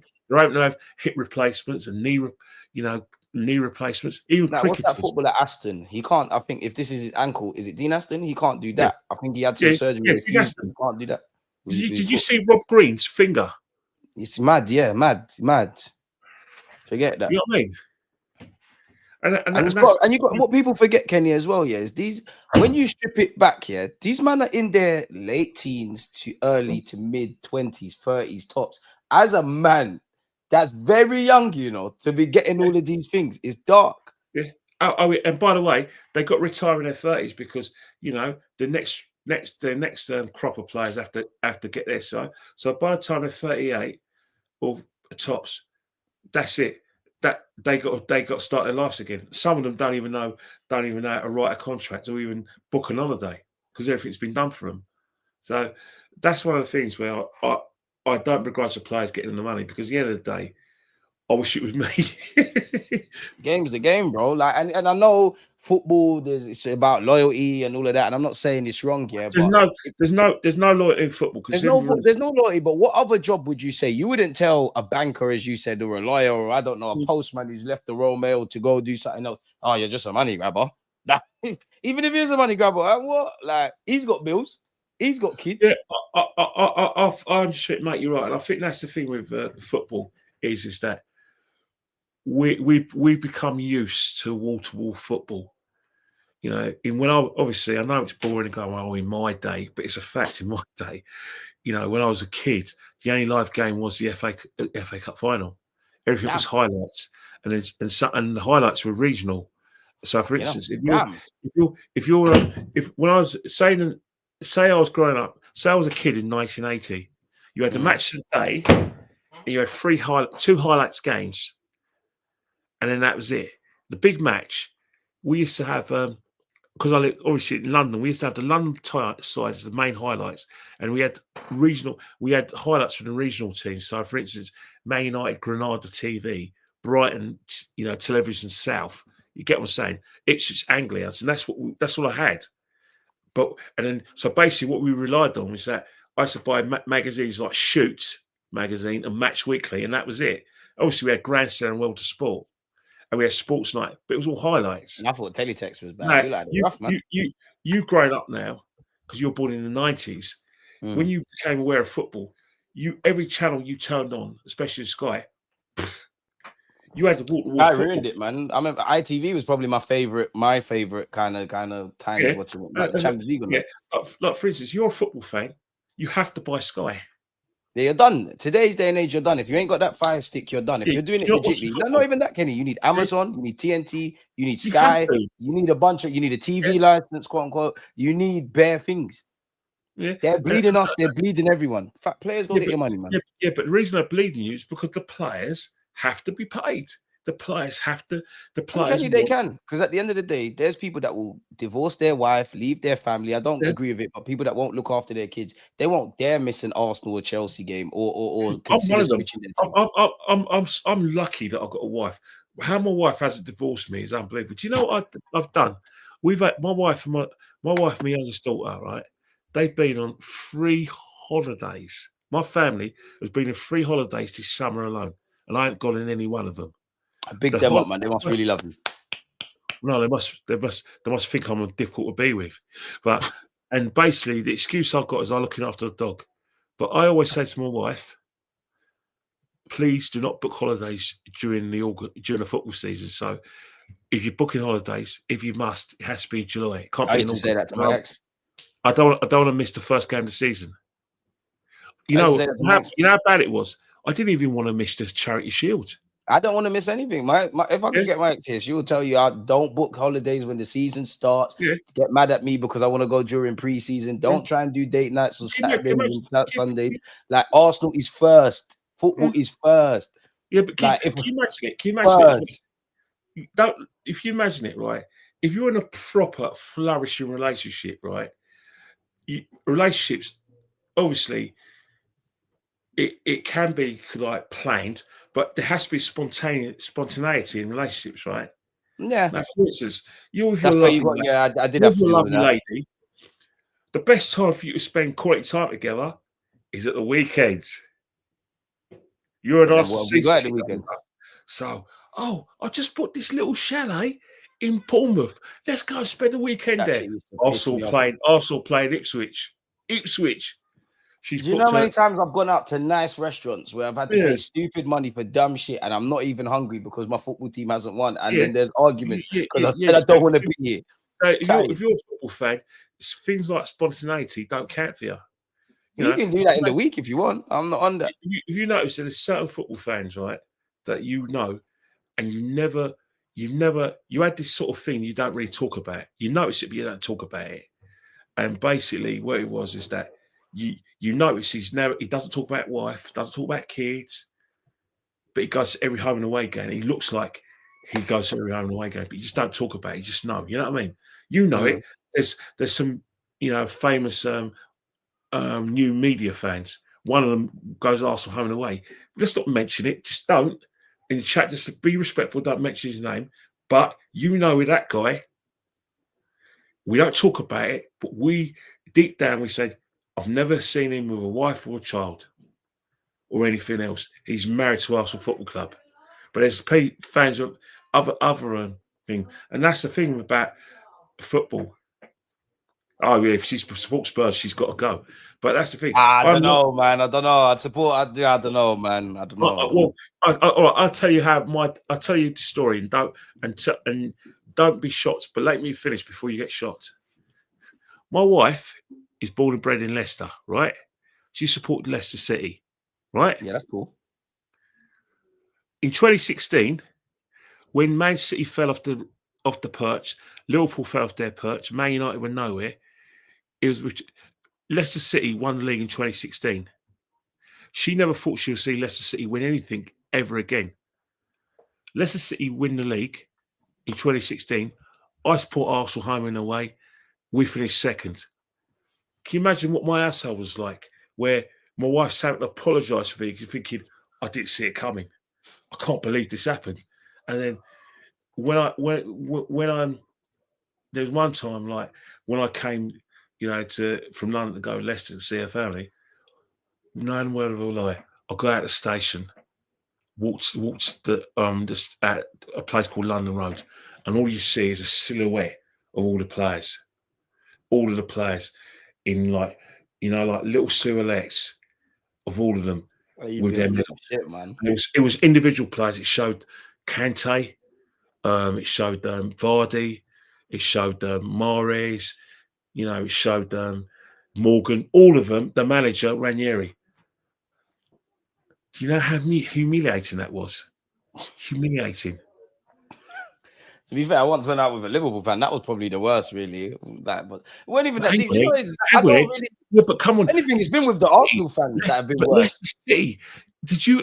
If you were told, someone told you in August 2015 when Leicester City swerved relegation, swerved it, that they were going to win the league that season, you wouldn't have had it, did it? Smoking something. Like, for instance, that guy put a fiver on Leicester City winning the league. You know how much money then you get man like that. You know how much money he made when he put £5. How much? £5, and he made about, was it 25,000 quid? Fucking hell! I bet he wishes he put 100 quid on that. Yeah, but that's the thing. But what a profit! Pick him up for that. He must have been a Leicester fan. I used to do that for Arsenal, and then obviously. Did you notice, DG? That was when the Wenger out. Like I said, campaign that was loudish, but when Leicester won the league instead of us, when all the other clubs were dormant, that's when the course for us and Wenger became. That's when I think the protest started. Toxic times, man. I don't know why. There's so many games I remember. I love Jimmy Greaves. You know what? I'm a real girl. I love Jimmy Greaves. And the other thing as well, I had a secret admiration for Glenn Hoddle. I like the way he played football. I mean, based on YouTube, he looked like a fucking player, man. Glenn Hoddle was a baller. I had admiration for Gazza. I had an admiration for like Ozzy Ardiles and Ricky Villa. I hated the club, but I appreciate they're fantastic players. But Glenn Hoddle, let me tell you something about Glenn Hoddle. Glenn Hoddle is probably one of the best long passers I've ever seen. Glenn, the best compliment I could give to Glenn Hoddle is that, like Dennis Bergkamp, he played as though he was wearing slippers. He was that smooth. Yeah, he looked like a gracious player. No, trust me. You can only watch the videos, but I saw it in real time. Glenn Hoddle, superb player. Superb. Should have got more England caps. That seems to be the case of a lot of older players. I feel a lot of older men always say this one never played enough for England, that one never, and this happened. In the 80s and 70s, there was a mess. Flair was like a swear word. It was all about being able to tackle, and it was a long ball game. Flair players were seen as luxuries. If Glenn Hoddle was French, he would have got 150 caps. The French players say that. Fucking hell. I'm North London, but I'm not North London forever. I'm just North London, that dude. Liam Brady as well. He was one of the greatest playmakers of all time. Baller, left foot, wand. Him and Glenn Hoddle, magicians. Anyway, any player, like for instance, Glenn Hoddle was levels above Gazza. Gazza would have excited you more, but Glenn Hoddle Gazza couldn't lace Glenn Hoddle's I boots. can't lie. This is the first time I've ever heard that based on the highlights. Yeah, but you have to trust me Gaz on is it. more my type of guy. Like he's doing all his trunk. Gazza excited you as a footballer, but Glenn Hoddle was levels above him. In fact, I could tell you that. Yeah, you say he was lazy, but was he? You know, he couldn't tackle. That goes without saying. But all right, if I was to tell you this, I can name these are the players that I thought were better than Gazza. I've named Glenn Hoddle, Frank Weatherton better than Gazza, Alan Hudson better than Gazza, Tony Curry better than Gazza. Who else is better? Rodney Marsh better than Gazza. John Barnes better than Gazza. Paul Scholes better than Gazza. I've mentioned Glenn Hoddle, and that's it. Gazza's up there, but those guys, all those names I mentioned are better. No, Gazza's better than Letizia, but Letizier's up there. David Rocastle's up there, but Gazza was better. And I love David, but those players from the 70s, I mentioned better. Mercer's up there, but Gazza's better. I have to admit, as a football person, Gazza's better than him. But Glenn Hoddle and all those players I mentioned are better than Gazza. I think that Paul Scholes is probably the most natural. Stan Bowles better than Gazza. Stanley Bowles better than Gazza. But I think that out of the most naturally gifted best English player I've ever seen. It's Paul Scholes. Oh, there's a couple still. Yeah, but he's Scottish though. The best English player I've ever seen is Paul Scholes is up there. I think Paul Scholes belongs in the company of Glenn Hoddle and all those great players. In my lifetime, Scholes would be. It's difficult on the top of my head. Paul Scholes is better than Gerrard the Lampard, but Liverpool fans won't have it because they see Gerrard running here, there, and everywhere and trying to win the game on his own. Yeah, he is. Scholes is there, Cole's there. Yeah, if you spoke to Iniesta, Xavi, and Zidane, they will tell you about Paul Scholes. They tell you they think Paul Scholes is better than them. And I wouldn't put him up on this level, and it's a left field choice. But one man that I think should have played for Arsenal, Michael Carrick. Michael Carrick's a top player. Very Carrick, slept on. I love Joe Cole, but he weren't in these man's. Remember Michael Carrick? You know when he joined Spurs instead of us? I was gutted. Bro. Him and Xabi Alonso should have played for Arsenal. Michael Carrick, they should have built an England team around him. He was actually the one that the rest could play with. Yeah, the rest couldn't. Yeah, imagine if we had a Michael Carrick right now, England win the World Cup. I don't know, Kenny. I don't know. You went too far. I don't know. You got Michael Carrick. I don't know. But when you look at Michael Carrick, when you think about, he's like England, the glue. He's a Spanish. He was Spanish in playing for England. But you look at England, the tools are there. The players are there for them to do well in tournaments. We've seen that with a manager we didn't like. They got to 2 European Championship finals. What they lack is someone like a Michael Carrick to control the tempo of the game. If they had, because the other day, Gahey, you know he's going to have a good World Cup. He's going to, you know, he looks like all you need is a partner for Gahey. Right back, Reece James, who keeps fit, he plays. Left back. 49, Lewis. Why not? Lewis Hall. And you know what? I'd bring Livramento. I don't know for his form and all that. Yeah, but why not? We're too weak defensively. I'll be real. We're too weak defensively. Yeah, but if you've got those in, why not? Why not? True. The players are there. How was Souness? He looks a baller on YouTube. Yeah, and we got the coach that we need. We didn't want Southgate, but you can't say Tuchel isn't the right coach for England. I don't know. You have to get to a final or you failed, really. Well, yeah, that's the thing. That's what I said. England have to get to the World Cup final. It's a failure. And remember, he's only going to be here for 2 years. You know, I've got something really controversial to say. The person who should have got the job bottled it.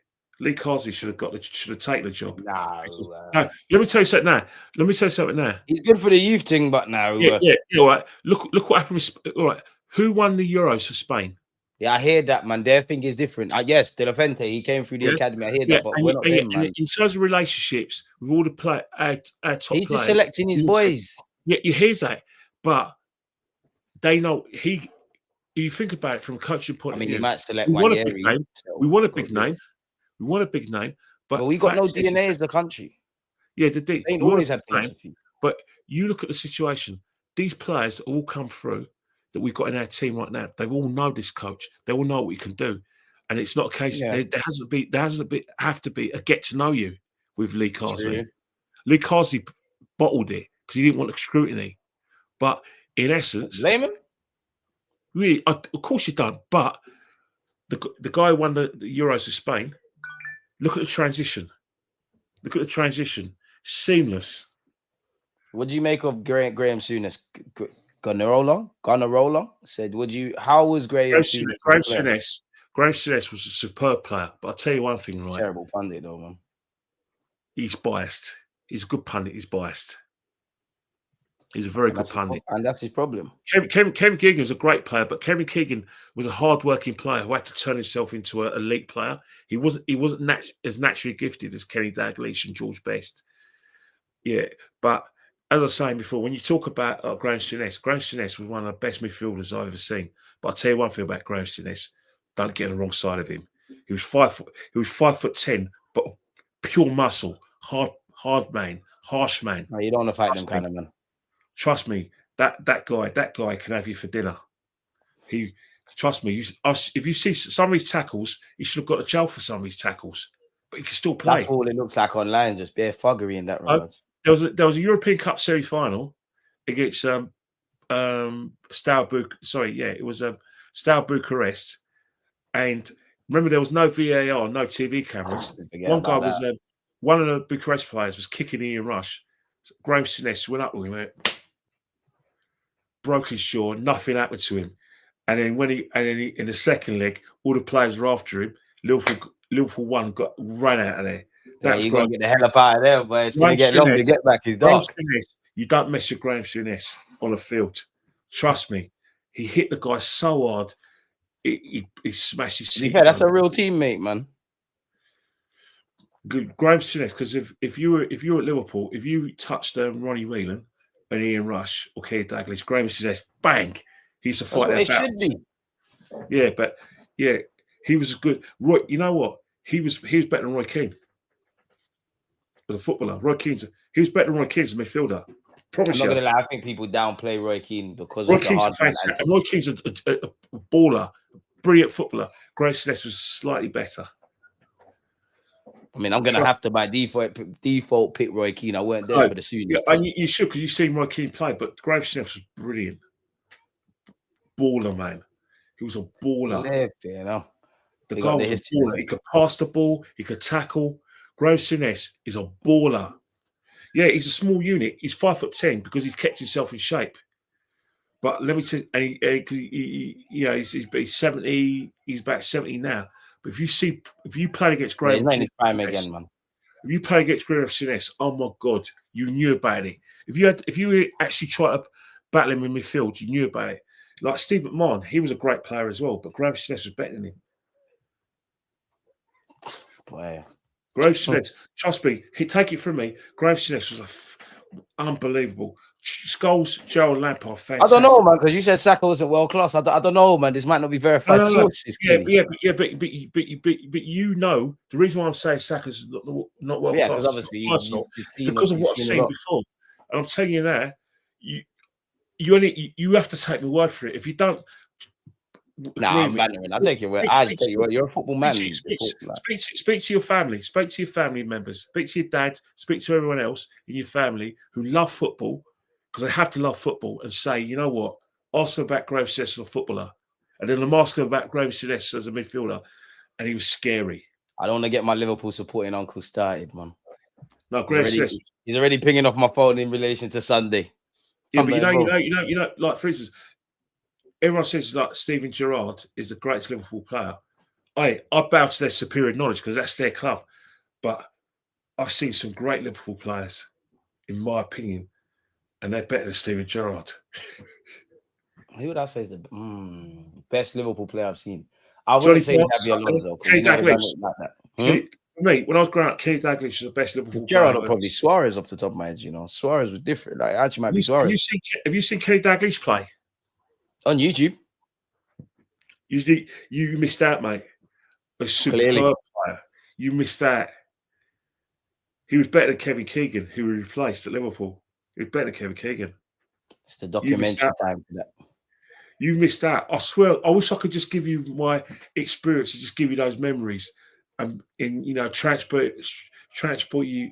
Do the Back to the Wish we Future. could put a projector into your mind, man, and actually just watch what you see, what you saw. Seriously, the thing about it is that I don't do these players justice. The players I mentioned, but when you talk about Kenny Dalglish, Kenny Dalglish was a baller, mate. He's a baller. He sounds it, man. He's a baller. I'm telling you, he's a baller. Yeah, and like Gary Lineker, how you associate Gary Lineker with Stick the Football Match of the Day? He was a top striker. He was a top striker. He was a goal hanger. He was a top striker. Him and Ian Rush. You missed it all, mate. Gary Lineker. Man, Arsenal's about to make some more legends, man. Can I just say something? You're gonna be shocked when I say this. Gary Lineker was better than Alan Shearer. Oh, seriously, I'm not joking. Gary Lineker as a striker. DJB needs to be here so we can verify all of this. Ask DJB. Ask anyone, right? Gary Lineker. I've done my research on Lineker. His thing was 30, but Alan Shearer, I've got direct memories. I need some other people to debate this. Look at his stats. Look at his goals for you. Gary Lineker was better than Alan Shearer. Shearer was never basic. Like he weren't licking in free kicks. Shearer's a don, man, but Gary Lineker's better than him. And Russ as well. Strikers that people like Diego Costa doing all of that. Shearer was on that, man. Please. Yeah, but before Shearer, there was Gary Lineker and Ian Rush. Fair. I need someone else to sit here and verify this. You think about it, you can't really take my word for it because I sound. I take your word for it. I just want to hear a difference of opinion. No, I sound like I'm biased, but I say I'm just being honest with you, man. I'm not saying you missed out because the other day you can't, like I said, judge. You can't talk about things you weren't about eras when you weren't born. I'm just saying, from what I've seen, I feel fortunate that I've seen it, that I'm still alive to see Messi play. I'm still alive to see a lot of these current players play, and I'm able to compare them to what I saw in the 80s. It's easy for me to do that. Like, I'm lucky that I saw Brady and Rocastle play. I feel lucky, but for you, it doesn't mean nothing. Yeah, because the simple reason is that it's a hard one for me. That's why I said, when we had that discussion last week, when we said, whenever you talk about great players, you have to have a balanced panel of people who saw that player play, and it has to be people who've seen all these players play, and we debate, because the player like me, I've seen all of them. You know what I mean? I think, I suppose you're right. I'm real good. Shearer, all-round footballer, Shearer was better, but as a striker, top striker, Lineker was a baller, mate. Seriously, Lineker was a don. You know what I mean? And you know what? When you talk about strikers as well, there was a time when he got his move to Barcelona as well. He got his move to Barcelona, and look what he did there. Mark Hughes is a good player, but Mark Hughes was not a clinical finisher. And then you remember the 90s, DG? You still there? Yeah, in the 90s, we had so many strikers, like the Britpop, Euro 96. Yeah, we're in a situation where that's probably why. When you guys ask me about world-class players, is any of them our current players world-class? It's kind of hard because obviously they're fantastic players. That they're doing well for their countries. Some of them have probably won tournaments for their countries as well. But when you make it comparable from players from yesteryear, it's a case where it's just the honours ball, isn't it? If this team wins the league, you can compare it with the other great Arsenal sides as Liverpool sides, but see with someone like Man City, because they haven't had the success that they should have had, it's easy to say like the current Man City players are the greatest players I've ever seen. Although you can argue about the 1968 teams. With Man United, the teams of the past will always be greater teams, and that's the challenge we have this season. At Arsenal, the challenge we have is that we have to join that company because you can never emulate what you've seen previously. Oh, is Saka top right wing in the world? Yeah, I think he is. I think he is to a certain extent because it's Saka, hard to. Dembele, Yamal. Yeah. Oh, four. There's got to be four. Mohamed Salah. Well, you say top four because you have to include Mohamed Salah in there. You can't. Yeah, you can't not have Salah there. So and even at his age in the sort of early 30s, he's still producing those numbers. But yeah, you're right. It is hard to compare different eras though because of the style of play is quicker. Like the demands physically is quicker. The diets are better. The pitches are better. The refereeing's fairer. Offside rules not the same as well. Stan Collymore should have been. Stan Collymore was not fit mentally to play football. For him to do what he did with his kind of mental health, he overachieved because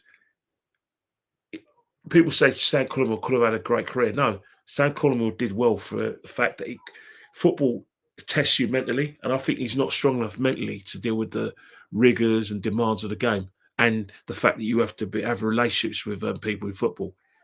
But this is what I mean, Kenny, when I always say, obviously the game's changed a bit now, but I think fans as well. But people forget these men are human. Like, God forbid, but like a family member could have died, a madness could have happened with your wife, someone could have robbed your house. No one don't care. Like, these could be why you're playing shit. But no one don't care. Like, nobody don't care. Sometimes people can be an escape. Sometimes it's just a mad mind games. Yeah, but see, that's the thing. I grew up in an era where all managers cared about was 3 points. Yeah, believe it or not, some of do that now. There's virtual cancel culture in football. There's no cancel culture in my day. There's no cancel culture. It's the other way now. People don't get cancelled for the right stuff. People just get cancelled for anything. Like if I say man of the match, oh my god, he doesn't like women. Crazy. But back in the day in the 80s when I watched football, the only thing you could get cancelled for is if you were homosexual. And to be honest, anything other than that, you're fair game. And you look at the things that some footballers have been accused of, some footballers got to prison for. Back in the 80s, 70s and 80s, that will get squashed, or they'll still be allowed to come back and play. Seriously, I'm not being a heartless person. That's how football was. But if you came out as homosexual, your career was over. It's still a stage now where we don't know officially of any gay players. We don't know that. Yeah, like you come out with that. Yeah. Even now, you come out with that in today's day and age, fans will have a field day. Yeah, when you've got safeguarding, no player is going to come out. Especially in this day and age of social media, you're done for. Yeah, but if they come out, they won't be cancelled. They're worried they're still going to be cancelled.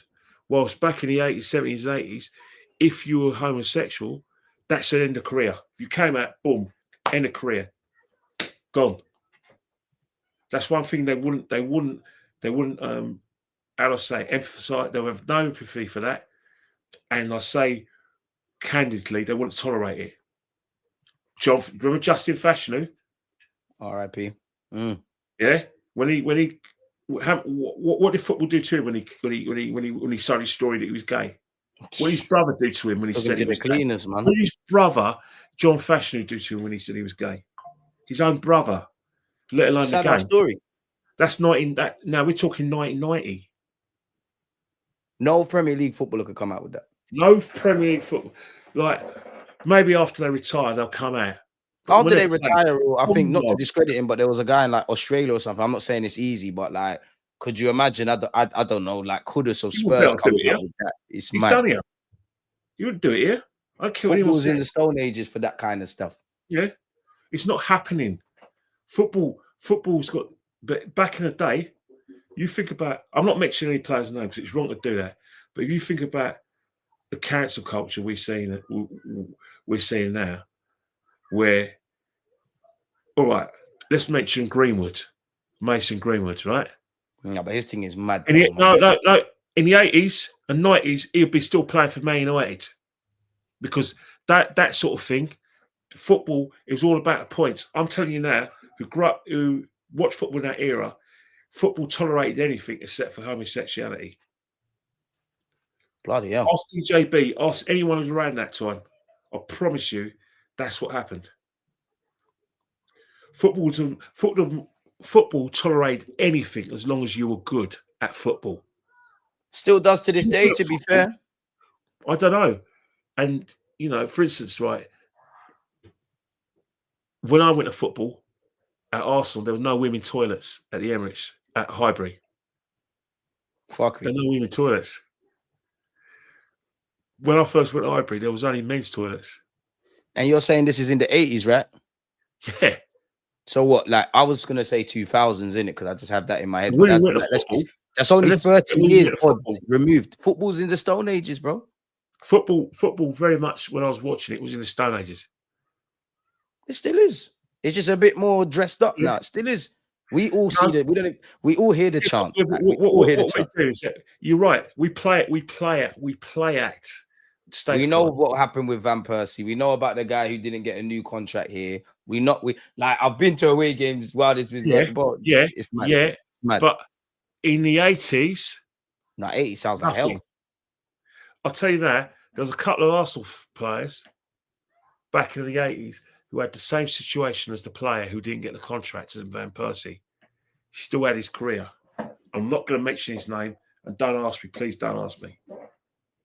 I'm not going to do it. It's absolutely mental. It's mental. I mean, I always say football mirrors society, man. Like, and then do you know what it is as well? There's probably so much things that have gone under the radar. There's been hush money. You've got to remember. Back in the 80s, what you had is that you had two main newspapers, the Sun and the Mirror, and obviously you had other papers, where basically journalists knew everything that went on.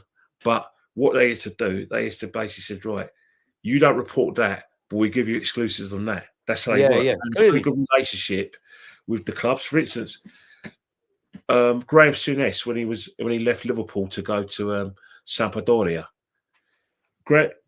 Clive, you know what's his name? Clive Tilsley. He used to hang around with Liverpool during the 80s, and Clive Tilsley's wife was at the League Cup final with the Liverpool players' wives. Graham Souness's wife went up to Clive Tilsley's wife and said, "We're looking for houses in Italy because we're moving to Italy." That was a top secret. So Clive Tilsley went to Liverpool and asked them what was going on. Liverpool said, "Right, you keep quiet. If you keep quiet, you'll have the exclusive." Graham Souness leaves. It gets announced. Who breaks the exclusive? Clive Tilsley. And this isn't happening in today's day and age. That's what happened. That's what happens now. You know, there's a lot of stuff that everything's connected. Yeah, like for instance, you say, God bless George Best. We only knew the half of it. There was stuff he was doing back in the day, but journalists sit on it because they had this kind of, you give me an exclusive and we'll keep it quiet. You scratch my back, I'll scratch yours. That's what it's like. I don't think it's like that now because social media, we're all journalists now, aren't we? Everyone knows everything. But at the same time, I still think there's elements of that still the same, Kenny. Of course there is, because it's not as mad as it was when you, in your time, but it's, your time is mad. You know the score, right? You know, like, do you remember like Lock, Stock and, that's it. Yeah, every manager was doing it. You're right, Maria Gooner. Do you remember Lock, Stock and Two Smoking Barrels? Remember Lenny McLean's line when he was talking to those two Scouse thieves? You will know when you need to know. And that's what it's like now with in terms of journalism and football. People only get told what they need to hear. We heard that was basically done on the 10th of August. We found out last week. Yeah, like for instance, right? If you see an incident involving a footballer and you're not quick enough to keep a copy, then it gets deleted completely. And the only time you see it is get deleted. And if you keep on sharing it, you'll get copyrighted on it. So there is some. You're right. There is some sort of element of control. Even that guy that was trying to like spread light on the whole Man. I can't remember. I think it was like Footy Leaks or something. Like he was talking about City. He was dropping so much exclusive. There was a guy at Real Madrid who was an alcoholic. Apparently, turns up training leaked. They got him out of it. Like they got him out of it. I'm sure he's in prison now. They got him out of it. Because the other day, it's a case. You know, like the Lenny McLean, sort of like line in Lock, Stock and Two Smoking Barrels. You will know when you need to know, and that's football in itself. All those guys who work on Talk Sport and they work within the club, get interviewed by Arteta. We all saw the AFTV Extra when me and you knew this already, where they were basically told what they could ask and what they couldn't ask. That's how all the press conferences go. And that's all press. I'm sure you've been told that as well. I've been in press conferences. You're not allowed to ask certain things. Obviously, if your relationship and you're senior guy and Arteta, you can push a bit more on him and get an answer. But you're not. You know what you're gonna ask, and you don't want to shake the boat because you want to get your story with Mikel Arteta. You want to get your meal. What they give you like two. They give you a pre-game meal, and they do. You're right. And basically, no one wants to shake that tree, do they? Only Art the Roach asks his probing questions, in my opinion. Yeah, and I think football, that's the situation. You know, certain people get to speak about Mikel Arteta because the club want those guys who they think represent the fans to basically talk about Arsenal in a positive light. There's no way I'm going to get an interview with Mikel Arteta, am I? It's not happening, is it? But it's true. I'm not. You know, you think let me tell you something about the club. They've got a social media team that watches every podcast. Yep. They know who you are, and the players watch. They know of me. They won't acknowledge us, but they know of me. And I know why we know this. Remember Goalkeeping's celebration after he scored his second goal, a penalty, when he did this? He definitely got at you and Lee and that. Yeah? He was talking about Lee, innit?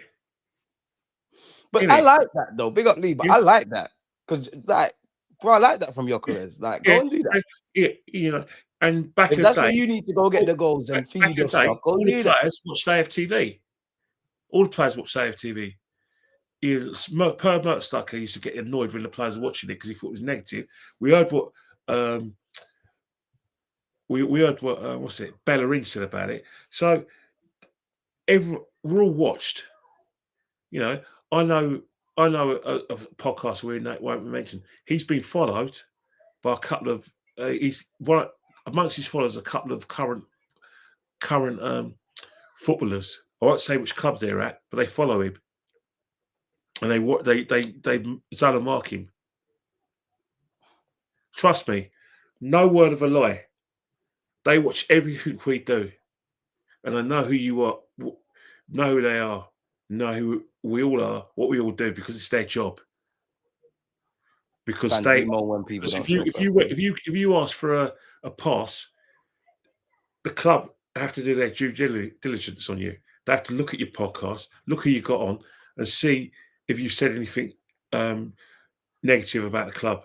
And then they're going to say, well, he gets this guy on. What's he been saying? And then they say, yeah, he's all right. They've got to do the due diligence. And I hear it because you want to paint the club in the right. You're right, Leo. All or nothing in it. You're never going to say the truth to everything. One day it will come out, for example, about what really happened with Aubameyang, but that's another stream. Yeah, definitely. But you know what's happening? You're right, Leo. To a certain extent, it has that YouTube and Twitter is the thing. But the thing about it is that Sky Sports and all the channels know this, so that's why they're very aggressive in terms of they have social media teams so they can keep up with YouTube and Twitter. And the guys who say yes or no, so free. It's something, Leo. A lot of these Sky Sports, they've a lot of their ex roster, of presenters, because they're all on big money. They've all been let go because they're too expensive. So what they're doing is they're recruiting people from new media. You look at there's a couple of guys. One guy, I think his name Sam Akabasi. He does you know what I mean, the guy with glasses. He's been there for years, to be fair. Yeah, but he was doing his own thing. He got recruited from new media. A guy called Kweku, from new media. You know what I mean? Mm. Oh, that me. Yeah, so that's the thing. Hold on, let me just Shane, I'm on a podcast, so I'll speak later. We're going to let Kenny get out of here after this one question because his phone's been dinging off as well, people. This is the last one for Kenny. I have a question for Kenny. Do you think the more things are changing with social media, in brackets, the world is getting smaller, the more things are staying the same? I think the thing with new media is just that if you're running a business and you're part of any entertainment business, you have to embrace new media. You've got no choice but to embrace new media. And what I mean by that is that if you don't embrace new media, then you'll get left behind, because what's happening now is that, trust me, even your local kebab house has to embrace new media and social media. Even if any business needs TikTok. Even the estate agent who sold you your flat has to embrace new media, and that's just. But if you're in the way the world's gone, we're in a streaming world where we don't watch our TV live. Like, for instance, EastEnders has to have a TikTok account because you're trying to get a younger audience, and young people ain't going to sit down at 8 o'clock and go, right, let's have our steak and chips and let's watch EastEnders. No, they'll watch EastEnders when it's suitable for them after they've done their own thing, and they'll want to watch EastEnders TV's on dead the in the way iPlayer it is now. or on YouTube. So that's how we are with that. We're in a sort of like, yeah, they're right. Sky Sports is last, but they're trying to be, Leo, they're trying to be aggressive in terms of like they're trying to keep up with like new media. And I think with new media now is that if you don't use exactly, I mentioned that about him getting the rights now because they want younger fans, to explore these opportunities. Because you got to remember new media, and you're involved in it.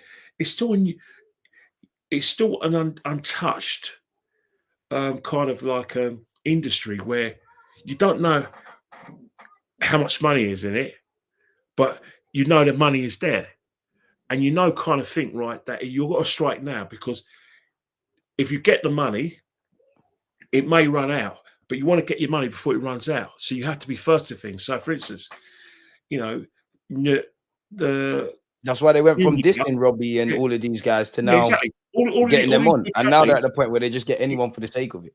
Yeah, like for instance, and another reason why new media is great as well.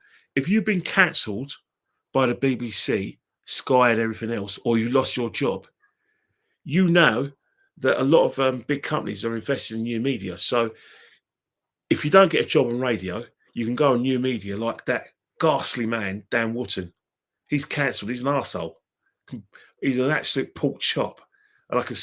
But he's got an avenue now where he can moan and get his own back on everyone else. You know what I mean? And that's the situation. Without new media, you have to do it. Yeah, you're right. Commentating, everything's got to change now because the young audience, you want to get the young audience to watch things. Match of the Day has changed. Honestly, they've got Match of the Day free. They're going to realise when it's too late. It's just a magazine program, but it's to get people to watch Match Day 1 and 2. So you're right. They're gonna the changes the new media needs to make. It's going to be too late because they went from like dissing like Robbie and them kind of ones, and now they saw maybe I don't like these guys, but we can work with them. That was the first step. I think now we're in that realm where they just get people for the sake of it. They're just copying stuff. The next realm is the right people in the right positions that's going to ask the right questions, the right things. Regardless of what you think of, Mr. Lyle and his company, trailblazer. He's a trailblazer to the extent that he has basically influenced indirectly people to do the same thing. So he's run so people can walk, including myself. And when it comes to the you've got another thing as well. If you notice that he's putting a lot of eggs into his new channel, DR Sports, like AFTV. The money shot in AFTV isn't actually interviews anymore. It's the podcasts. You know what I mean? It's always going to be like the podcast. However, I'm glad he got cancelled for that awful man. But when you look at DR Sports, there's watch-alongs and podcasts in YouTube. In YouTube, new media. When you talk about AFTV and all these kind of companies, AFTVs, because they haven't got big characters anymore, the interviews making pennies. It's the podcasts and watch-alongs that make them money. But in terms of DR Sports, they spent a lot of money at DR Sports. If you look at all those guys, all those pundits are going there, they all get paid highly because they got a high profile. So that's where a lot of the money's going into. Like, for instance, some people have sponsorship. Lee Gunner has no sponsorship. or anything else, does it himself. And he's the only person I know who's successful at doing that and has got away without the sponsorship. Not saying you have sponsorship. I don't know if you have, but a majority of people, if you want to thrive, you have to have sponsorship. My last sponsor is when we won the last FA Cup. Yeah. I turned down a lot of sponsors though because it doesn't make sense. Some of it don't make sense. I'm not selling no one no fake kits. I don't want no affiliate marketing. I'm not promoting gambling. There's just so many things. I'm not going to tell the podcast I was on, but there's one podcast, and me and him could become really close. We talk a lot. I was on this podcast, and when we finished, he must have had about 7 to 8 sponsors. I stopped counting at 6 for that. For his whole YouTube channel. He's got 7 sponsors. I stopped counting the amount of sponsors he had at 6. I think it's about 6 or 8. But that's the situation now, you know. But then when you get sponsors, now, like, I hear it, but the other hand is now people can govern how you speak. Fair enough. If if I was reckless and effed and blind and you know what I'm like and you still want to sponsor me, then great. But once you get sponsors, it starts getting watered down depending on who's thinking. I'm not down. Well, I can say this with because I can say what I like because you can't cancel someone who you've never wanted in the first place. You can do is try. I've been cancelled so many times. I can say what I like. When you talk about sponsors dictating how channels run, well, DR Sports is a complete example of that. You look at the decisions they've made over the last, like 4 months or so, 3 months or so. You know, I'm talking about that decision they made was based on what the sponsors wanted. You know what I mean? And if you talk about the sister, the sister channel, AFTV, a lot of decisions regarding personnel is down to sponsors. And this is the thing. And this is the thing. And this is it. Like, and that's it. And I think I honestly think we're about 5 years away from like the media learning their lesson. I feel they need to learn, but they're gonna learn it fast. They're learning it, but they're lazy. Oh, you say that Sky News is gonna have to go beyond a paywall. 100%. And they're gonna learn the hard way. Ain't no one pay for that. Yeah, and that's the thing. A lot of they're gonna have to, because at the end of the day, we're in a situation. Forget sport. We're in a situation where the mainstream media is not believed by anyone. Everyone now thinks that the news that we were getting from BBC, ITV, Sky, Channel 4, we won't be told a full story. That it's all censored and it's all watered down. It's biased. And now people have got things like GB News, they've got Talk News, they've got Dan Wootton, the awful man that he is. And they're saying, no, these are all lies. We worked in these industries and they suppressed the information. And we're going to believe them because they work there. We all know they've got agendas because they've been cancelled and sacked. Let's see the invoice. Is what I would say. You look at the majority of young people now, they no longer trust in the old media. They're no longer trust what Sky News says. They no longer trust what the BBC says. They believe that everything they've been shown has been censored and it hasn't been the truth.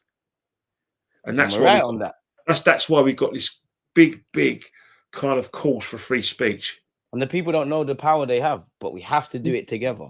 And unfortunately, some people get on the rope, they climb up and they move the rope, and some people don't really give a fuck. They'll tell you they give a fuck, but once they're there, they don't care. But you've got to remember, collaborative will be power, but we're never going to get there. You and I know, despite the fact that a lot of people from new media say they're disruptors, ain't no fucking that hasn't stopped them from taking up work with BBC, Talk Sport. And I hear it, get paid, but paid. But they're the first ones to say they're disruptors. Like someone like Di Cesare, Mr. Di Cesare. He was in Talk Sport for a while, so he took the money. But now he's in a situation where every channel he's got is successful. He's got millions of views, and he's got that little deal with the Bundesliga. You can't knock it. He's got to be the best businessman I know. Well, I don't know him. A lot of people don't like him. I don't like what he's got to say sometimes. But when it comes to business and mastering new media, Mr. Di Sazale has done a bloody good job. Yeah. Yes. How many channels has he got where he's got a million subscribers? And you look at him and you think there's nothing of him. But when he speaks, for some reason, he's engaging. Not for me or you, but the game's the game. You have to respect it. You have to respect anyone who's built something. Like you have to respect the even if you don't respect the man, you have to respect Man United players know about him. They watch him. Yeah. Ramos loves him. Ramos. And that's the thing. You whatever you say about him, and why do you think like the guy from East London, Fleurs, is like getting close to him there? Because he wants some of that. He wants that gold dust on him, doesn't he? Come on, all the collaborations you see on YouTube. You want to be mates with everyone, right? You want to do it because you like each other and you have a great. Everyone just every man for themselves. Holes, man. But there's still about 60% of the people who have strategic partnerships because it helps them get on. And when that person is no longer useful to them, goodbye. You've had it in your industry. You've had people want to be coming on your show, and then when they get introduced to someone with bigger platforms than you, you don't hear from them again. That's why I used to get vexed about that many years ago. And I realized the game's a game. People ain't shit. Very few people. This is why I'll always admire Rants, because he's the complete opposite. I'll always work with Rants. But there's not enough people like him. There's not enough people like that who basically do this for the love of it, and they will use people because they like their company, they like the fact that their viewers on them, and they're not how do I say it? They're not climbers. They're not trying to climb up to the algorithm. I mean, they don't want to be on a step ladder or be taken a boardroom. But then I stopped getting mad at that, Kenny. I used to get vexed. Then I realized, you know what? The game's the game. Everyone's in their self-interest. Now that I know the system, nobody's going to work it better than me. Yeah, but there's other people who I know when someone's trying to use fans before, now they're different, and they say different things because they're getting paid. And you would have had someone tell you got to be very careful, DG, because if you want to get on, you can't be saying that. I've been told you can't work with this one. You can't work with this one. You got to be careful. Yeah, if you're more shameless and more toxic, positive, you be clear. I don't want to feel like a dickhead, so I can't. But that in essence, I understand people that do. But that's in essence, people have to get on, because at the end of the day, as I said before, in new media, or any form of media, in the conventional media, they're running out of money. Sky's running out of money. ITV's running out of money. Channel 4's run out of money. You know, you look at all the people at Coronation Street. They don't even know what contracts they're getting. It's true. And Amadale, they're running out of dough. ITV is running out of dough. So a lot of the money's getting pushed into new media. So we don't know how much. You guys don't know how much is in the pot from new media. But whilst it's there, you've got to get it. But this is what people don't understand. Create a tribe. Create people that fuck with you, like whether you're right or wrong, because then that just tells me the tribe need authenticity. You've been doing this for a long time, and you've got yourself to a certain extent where you can make a living out of this, right? I wish I had no morals. I wish I was. Yeah. I could make a lot more. And you can afford to have morals. You can afford to say to someone, French connection. No, I don't want to work with you. French connection, mate. But some people can't afford to say French connection. They have to. People don't understand. Slowly but surely, people are waking up to these things, Kenny. Like, maybe 3-4 years ago, not. People have woken up to them, because guess what? It's like someone who basically has a band, right? He has a musical band, and they basically base all their songs. They base their band on Bob Marley. They want to be the new Bob Marley, right? They want to be the new Bob Marley and the Railers, right? So every Bob Marley song and every song with the Railers, they'll try and copy, but it'll be it's the same song, but they kind of make it their own version. I can't hate them. The game's the game. Eventually, they're going to run out of Bob Marley songs to plagiarise, and they're going to run out of the Wailer song to plagiarise, and then they got nothing. That's what's going to happen with these social climbers who want to get the ballroom, because they got no talent and they're users. They'll get found out, because, as I say, the people you see on the way up are the people you see on the way down, and it's happened. Oh, you've seen it happen. Again. You've seen people get cancelled. There's one guy, he was the most watched football fan out there, and then he went there, and then when when the government put that thing on the website, it was flew too close to the sun. No, I've never seen. Have you seen him do any podcasts or anyone? No one touch him. And that's the thing. Once you're radioactive, everyone's like, oh no, because again, everyone's going to protect their self-interest. No touching. Right, no, you can't. No. You know, even people who will want to hear his story, not one offer. Darkness. That's happens in all walks of life, especially in media. What goes up must come down. Exactly. No, just let them do what they do, man. As long as, for me, it's just about, as long as I'm always happy with myself, I'm going to bed not feeling like a prick. And that's the it thing. for me, innit? That's the thing. But you know how this works, and you know who, because the reason why you can say it, because you know who to avoid, and you've been burnt before. And to be fair, I have got some skin in the game now. Yeah. And when you're in that situation, when you're in the industry you are, and I use my language, you take the piss out of me once, you're not going to effing do it again. Exactly. And you're in that kind of battle-hardened kind of stance. $1,000,000%. And that's how you should be. That's how you just got act like a fool, man. Like, you just got act like a fool. Oh, right, I never knew that. What's going on? But you got to realise that's how people do. It all starts with following you on Twitter. It all starts with, can you promote what I'm doing? I'm being a big fan of yours, blah, blah. And what they want is that they've seen that you're followed by AFTV. They want you to introduce them to AFTV. They want you to introduce them to Robbie. And then once they get on with Robbie and he Lyle, they don't need you anymore. That's how it works. I've had it done with me before. I've had it done with me. There's one guy. I always say you got two of these, one of these. There's one guy. He used to ask me to go and write, promote his articles. Look at him now. He's on a show with the curly-haired guy who from a different knock, and he used to go in with my good friend Faisal Khan. Big up Alex as well. Yeah, that's it. But he used to always contact me to promote his articles. Once he got on, I never heard from him again. How the game is, man. It's showbiz, isn't it? That's the way I look at it. It's just showbiz, man.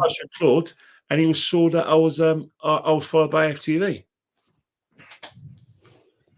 The game is the game, man. I like Kenny. There's no need to say names, more than like I'm neither here nor there. Nah, you say names. That's gossip, bro. It's not gossip. It's facts. People. It's gossip for these in the chat. Yeah, of course. Yeah, because but people want to get to the boardroom. Let's take him to the boardroom. The beacon. I'm that guy at Arsenal, and I've done this and that, and United, whatever. Let's take him to the boardroom. That's what they want to do. That's not how it works. That's not how it works. Yeah. And that's the thing. Like, I really like.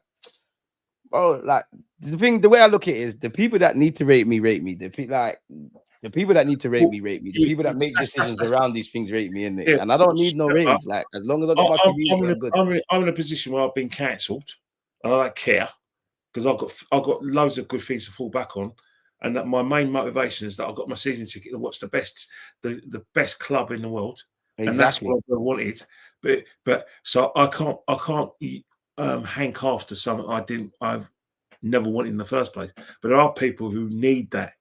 You know, people have to feed families, got to pay mortgages. Which I hear. Yeah, and you've got to be like kind of creative. You know what I mean? And that's what some people have to do. You know, you got to remember we haven't got media training, right? But we have to learn quickly because we haven't got the media training. We haven't got the PR people. You know. For instance, there's people who in your industry have got agents. They've got agents. Yep. YouTubers because agents can make stuff happen. A content creator's got an agent. What? Someone sits in his bedroom and does. Hello. That's the way it's going. That's the way it's going. They got an agent. When you sit in your bedroom, agent's obviously thought, you know what? I can bridge the gap. You've got an agent. That's the way the game's going. That's the thing. Well, hey, we've been doing this for nearly 4 hours, mate. Yeah, come on. Let's get out of here, man. I've had you here for a while, Kenny, man. Big show. Big gob. No, man. You're the star of the show. People look forward to Wednesday, man. We talked about industry. We talked about Arsenal. We talked about contracts, about Berta. We talked about everything. Nostalgic kind of football thoughts. So yeah, man. I'm gonna let Kenny get out of it. I would promote his channel, but he's got no willingness to have it. Channel, you know what's happened, right? Is that I've pissed off so many people that no one's going to watch me. Kenny, people will watch you because of yeah, the I know untruthfulness. what's your favourite. I've made a few enemies in the world because simple reasons that one, I've been too honest for my own good, and I've been so stubborn that But who knows? You never know in life. You can never say that. Made, man, it is what it is. Roy Keane said that if he was ever a pundit, you got permission to shoot him. Well, Roy Keane's the most successful pundit out there. That's why you got to stay life will humble you. Never say never. You know what I say about Roy Keane? Don't do. Like I said, what Roy Keane says doesn't mean he's going to do it. Do what Roy Keane says, but not what he does. Simple. Come on, Grisby, take care. Yeah, come on, Grisby. Go on. Well, I'll speak to you later. Yeah, man, Kenny. Let me go and watch your favourite sport, cricket. I don't know. We're out of here, man. We're out of here. Don't turn this stream into cricket shit. Yeah, speak soon. In a bit, Ken, man. In a bit, chat, like, comment, subscribe. Wednesday, we're back. Come on, you gunners. Next Wednesday, of course. Come on. You always just like